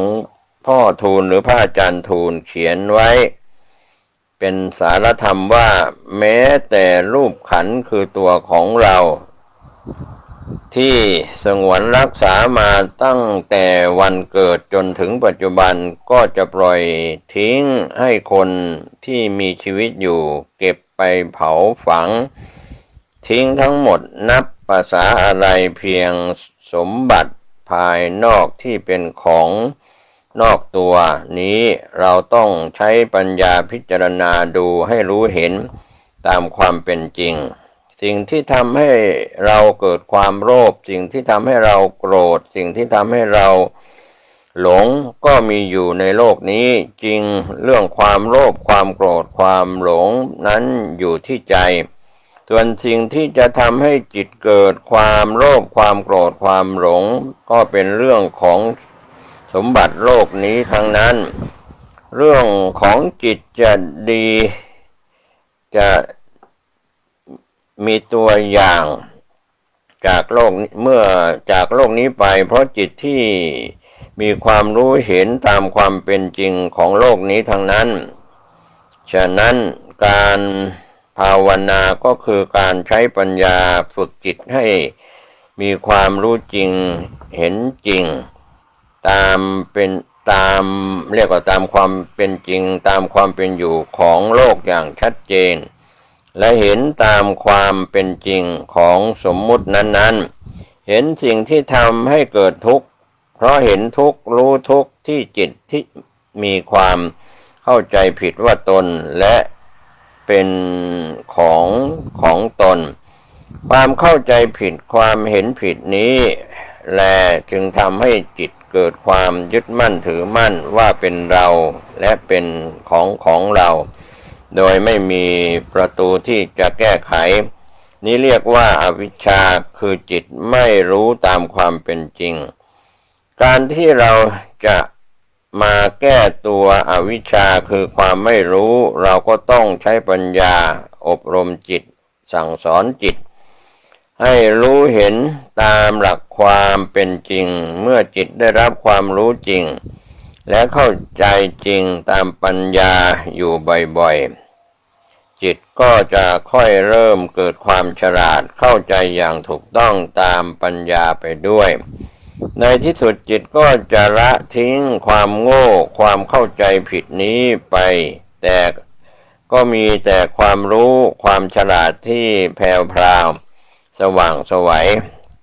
ภายในจิตจะคิดดำริพิจารณาอะไรก็ล้วนแต่เป็นธรรมเห็นตามรู้ตามความเป็นจริงไปเสียทั้งหมดเมื่อฝึกจิตเข้าถึงขันธ์นี้ได้แล้วคำว่าอวิชชาไม่ต้องไปบังคับไม่ต้องไปละธรรมที่เป็นสัจธรรมจะละกันเองเหมือนกับเราเตรียมเรียกว่าเตรียมโคมไฟที่สว่างไว้อย่างพร้อมมูลความมืดอยู่ที่ไหนก็ฉายไปเข้าไปในจุดนั้นๆความมืดก็จะหายทันทีนี้ฉันใดเมื่อปัญญามีในจิตเมื่อจิตมีปัญญาย่อมกำจัดอวิชชาได้อย่างง่ายดายลงท้ายนับถือพระอาจารย์ทูลขิปปะปัญโยก็เป็นลายมือของท่านที่เขียนเป็นสารธรรมนอกจากนั้นท่านก็มีภาพในส่วนตัวของ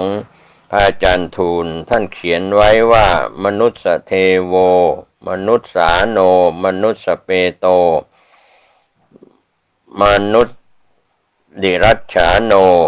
สังเกตให้เป็นคิดให้เป็นพูดให้เป็นทำให้เป็นวางแผนให้เป็นถามให้เป็นตอบให้เป็นก็เป็นลายมือของท่านที่เขียนไว้บนภาพถ่ายของท่านนะครับนอกจากนั้นในงานสาระสำคัญที่ท่านเขียนไว้ถึงพระบรมสารีริกธาตุนี้เป็นพระอธิธาตุของพระพุทธเจ้าจริงแต่ก็มีหลายส่วนของพระพุทธเจ้าทั้งรับจากประเทศศรีลังกาโดยตรงและเสด็จมาเพิ่มเติมเจดีย์ที่วัดป่าบ้านค้อนี้จึงเป็นที่บรรจุพระบรมสารีริกธาตุของพระพุทธเจ้าเท่านั้นแต่ก็มีอัฐิของพระสาวกอรหันต์มีอยู่จำนวนมากทีเดียวฉะนั้นพระมหาธาตุเจดีย์องค์นี้ที่วัดต่อไปในวันข้างหน้าจะเป็นสถานที่สักการะแก่มหาชนตลอดไปขอให้พระเนรและคณะศรัทธาของวัดพากันรักษาดูแลสถานที่มหาเจดีย์นี้ให้ดีความประพฤติในสมณะต้องสำรวมระวังและปฏิบัติให้เป็นไปในพระธรรมวินัยให้เคร่งครัดอย่าให้เกิดโลกวัชชะในวัดป่าบ้านค้อนี้อย่างเด็ดขาดเมื่อหลวงพ่อไม่ได้อยู่ด้วยแล้วพระเนรผู้ที่อยู่วัดป่าบ้านค้อปฏิบัติตัวให้ดีอย่าให้มีชื่อเสียงในทางที่ไม่ดีเกิดขึ้นอย่างเด็ดขาดก็เป็นลายมือของท่านเขียนไว้ที่ภาพมีพระมหาธาตุเจดีย์ที่บรรจุพระบรมสารีริกธาตุและพระธาตุและในภาพอีกมุมหนึ่งเขียนว่าปัญญาสามารถฝึกสัตว์เดรัจฉานได้ก็มีลูกสุนัขนะครับที่ท่านฝึกให้คาบให้คาบถังฆทานนอกจากนั้นภาพก็ยังมีกล่าวถึงผลงานของหลวงพ่อทูลขิปะปัญโย ว่าหลวงพ่อทูลขิปปัญโยท่านได้เจริญตามรอยแห่งองค์สมเด็จพระสัมมาสัมพุทธเจ้าในฐานะพุทธสาวกบำเพ็ญกิจส่วนตนทรงภูมิธรรมอย่างสมบูรณ์อีกทั้งท่านสามารถยังประโยชน์สุขให้เกิดแก่มวลพุทธศาสนิกชนได้อย่างเหมาะสมจึงขอรวบรวมผลงานต่างๆการเผยแผ่พระพุทธศาสนาของท่านไม่ว่าจะเป็นผลงานด้านประพันธ์หนังสือธรรมะก็ดีมีมากมายการเผยแผ่ธรรมที่หลวงพ่อทูลได้แสดงเอาไว้พยายามจัดข่าวสารให้แก่บุคคลที่มาเอาไว้ทั้งหนังสือทั้ง VCD CD MP3 ให้ประชาชนได้รับรู้ให้มากเอาไว้หลวงพ่อขอมอบงานสิ้นสุดท้ายของชีวิตที่มอบไว้กับโลกทั้งสามนี้เป็นชาติสุดท้ายพระอาจารย์ทูลขิปปัญโยก็เป็นลายมือของท่านพร้อมด้วยภาพของหนังสือธรรมะต่างๆและผลงานของท่านผลงานหนังสือธรรมของพระอาจารย์ทูลขิปปัญโยปีพุทธศักราช 2525 หนังสือแนวทางปฏิบัติภาวนา 2 ปีพุทธศักราช 2527 เรื่องทวนกระแส 3 พุทธศักราช 2528 หนังสือธรรมะตัดกระแส 4 ปีพุทธศักราช 2529 หนังสือธรรมะข้ามกระแส 5 ปีพุทธศักราช 2530 หนังสือคู่มือชาวพุทธ 6 พุทธศักราช 2531 พิมพ์หนังสือพ้นกระแสโลก 7 ปีพุทธศักราช 2532 พิมพ์หนังสือพบกระแสธรรม 8 ปีพุทธศักราช 2535 อัตโนประวัติฉบับสมบูรณ์ปีพุทธศักราช 2547 9 ปีพุทธศักราช 2537 หนังสือธรรมะสัมมาทิฏฐิเล่ม 1 9 ปีพุทธศักราช 2538 หนังสือสัมมาทิฏฐิเล่ม 2 11 ปีพุทธศักราช 2539 พุทธธรรมนายเป็นหนังสือพุทธธรรมนาย 12 ปีพุทธศักราช 2540 เป็นหนังสือสัมมาทิฏฐิเล่ม 3 13 ปีพุทธศักราช 2541 พิมพ์หนังสือธรรมะเหตุให้เกิดทุกข์ 14 ปีพุทธศักราช 2541 พิมพ์หนังสือปัญญาอบรมใจ 15 ปีพุทธศักราช 2542 พิมพ์หนังสือปัญญา 3 16 ปีพุทธศักราช 2544 พิมพ์หนังสือธรรมะพุทโธ 17 ปีพุทธศักราช 2545 พิมพ์หนังสือสัมมาศรัทธา 18 ปีพุทธศักราช 2547 พิมพ์หนังสือธรรมะกาลามสูตร 19 ปีพุทธศักราช 2548 พิมพ์หนังสือธรรมะสัพปริสธรรม 20 ปีพุทธศักราช 2550 พิมพ์หนังสือภัยธรรมชาติปี21 ปีพุทธศักราช 2550 พิมพ์หนังสือเปลี่ยนความเห็นปี22 ปีพุทธศักราช 2551 พิมพ์หนังสือจุดประกายแห่งปัญญาก็เป็นผลงานหนังสือธรรมะที่ได้รับการแปลเป็นภาษาอังกฤษอีกหลายเล่มนะครับสำหรับหนังสือที่ท่านได้เขียนขึ้นในช่วงแรกๆก็มีคณะศิษย์อนุญาตพิมพ์รวมเล่มไม่ว่าจะเป็นทวนกระแสตัดกระแสข้ามกระแสพ้นกระแสโลกพบกระแสธรรมรวมไว้ในเล่มเดียวกันที่ตั้งชื่อว่ารวมกระแสนอกจากนั้นก็มีหนังสือธรรมะที่ท่านได้ประพันธ์บทคำกลอนสอนมรดกอีสานอีกจำนวนกว่า100กรอนแบ่งเป็น3ชุดกรอนชุดปู่สอนหลานกรอนชุดทัศชาติชาดกและกรอนชุดพุทธประวัติรวมทั้งผลิตสื่ออื่นซึ่งเป็นการผลิตสื่ออื่นๆเช่นเทปเสียงละครประกอบกลอนซึ่งท่านเป็นผู้เขียนกลอนเองเขียนบทละครเองทำการแสดงเองให้คัดเลือกนักแสดงจากแม่ครัววัดป่าบ้านค้อมีผลงานออกมามากมายนะครับก็คงเป็นเรื่องราวที่นำเล่ามาถึงภาพ ในรูปเล่มตอนนี้ครับเวลาของการนำประวัติพระเดชพระคุณท่านเจ้าคุณพระปัญญาพิสารเถรหลวงพ่อทูลคิปปะปัญโยอดีตเจ้าวาดวัดป่าบ้านค้อตำบลเขือน้ำอำเภอบ้านผือจังหวัดอุดรธานีเรื่องราวต่างๆในรูปเล่มยังไม่จบลงคงนำเสนอไว้แต่เพียงเท่านี้ผมเกษตรเพชรสำริดผู้ดำเนินรายการถ่ายทอดเอกสารจากตัวหนังสือเป็นเสียงมีข้อผิดพลาดประการใดบัณฑิตหวังจะได้ให้อภัยกับผู้ถ่ายทอดเอกสารเป็นเสียงประวัติของพระเดชพระคุณพระปัญญาพิสารเถรหลวงพ่อทูลขิปปะปัญโยในตอนนี้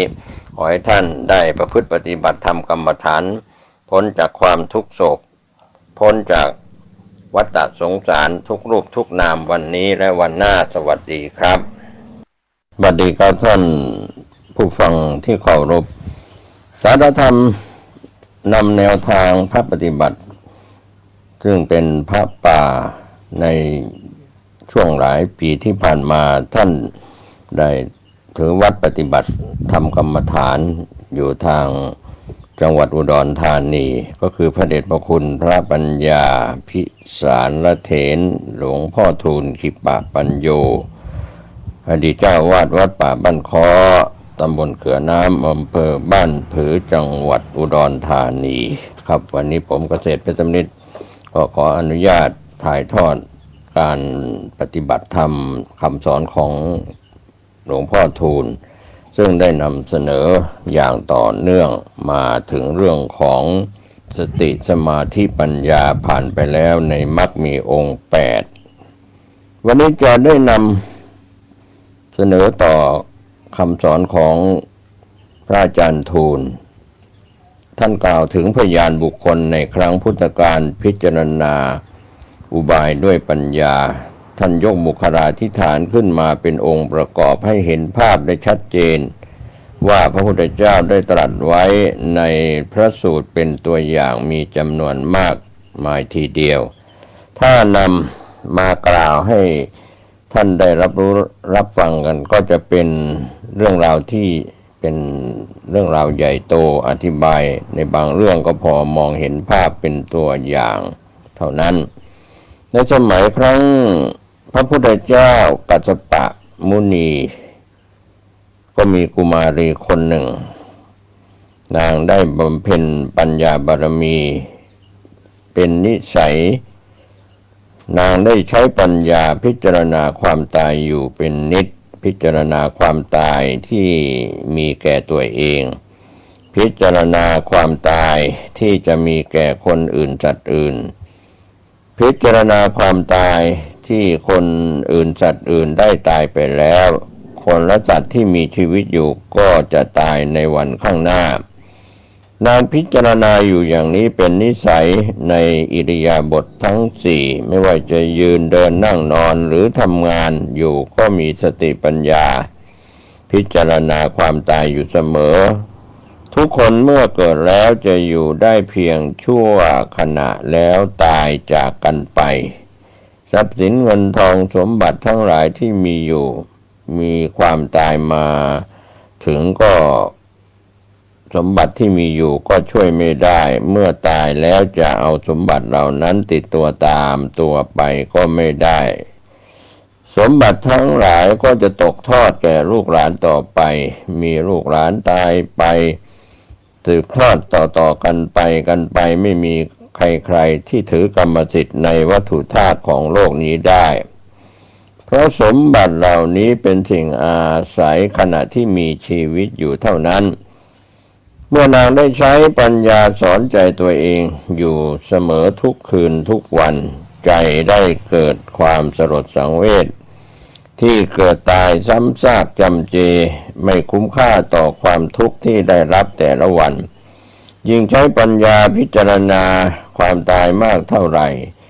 ยิ่งรู้เห็นรูปร่างไม่มีสาระมากขึ้นใจจึงไม่ยึดติดผูกพันในสิ่งใดๆต่อมานางได้ตายไปได้ไปเสวยสุขอยู่ในสวรรค์เทวโลก เมื่อบุญกุศลหมดจึงได้ลงมาเกิดเป็นมนุษย์ในชาติใหม่ภพใหม่ในชาติใหม่ภพใหม่นางได้มาเกิดในตระกูลช่างทอหูกในยุคของพระพุทธเจ้าโคตมะองค์ปัจจุบันในสมัยพุทธกาลนั้นวันหนึ่งพระพุทธเจ้าลงสู่ธรรมสภาเพื่อแสดงธรรมเมื่อพระพุทธองค์ขึ้นประทับบนธรรมาสน์แล้ว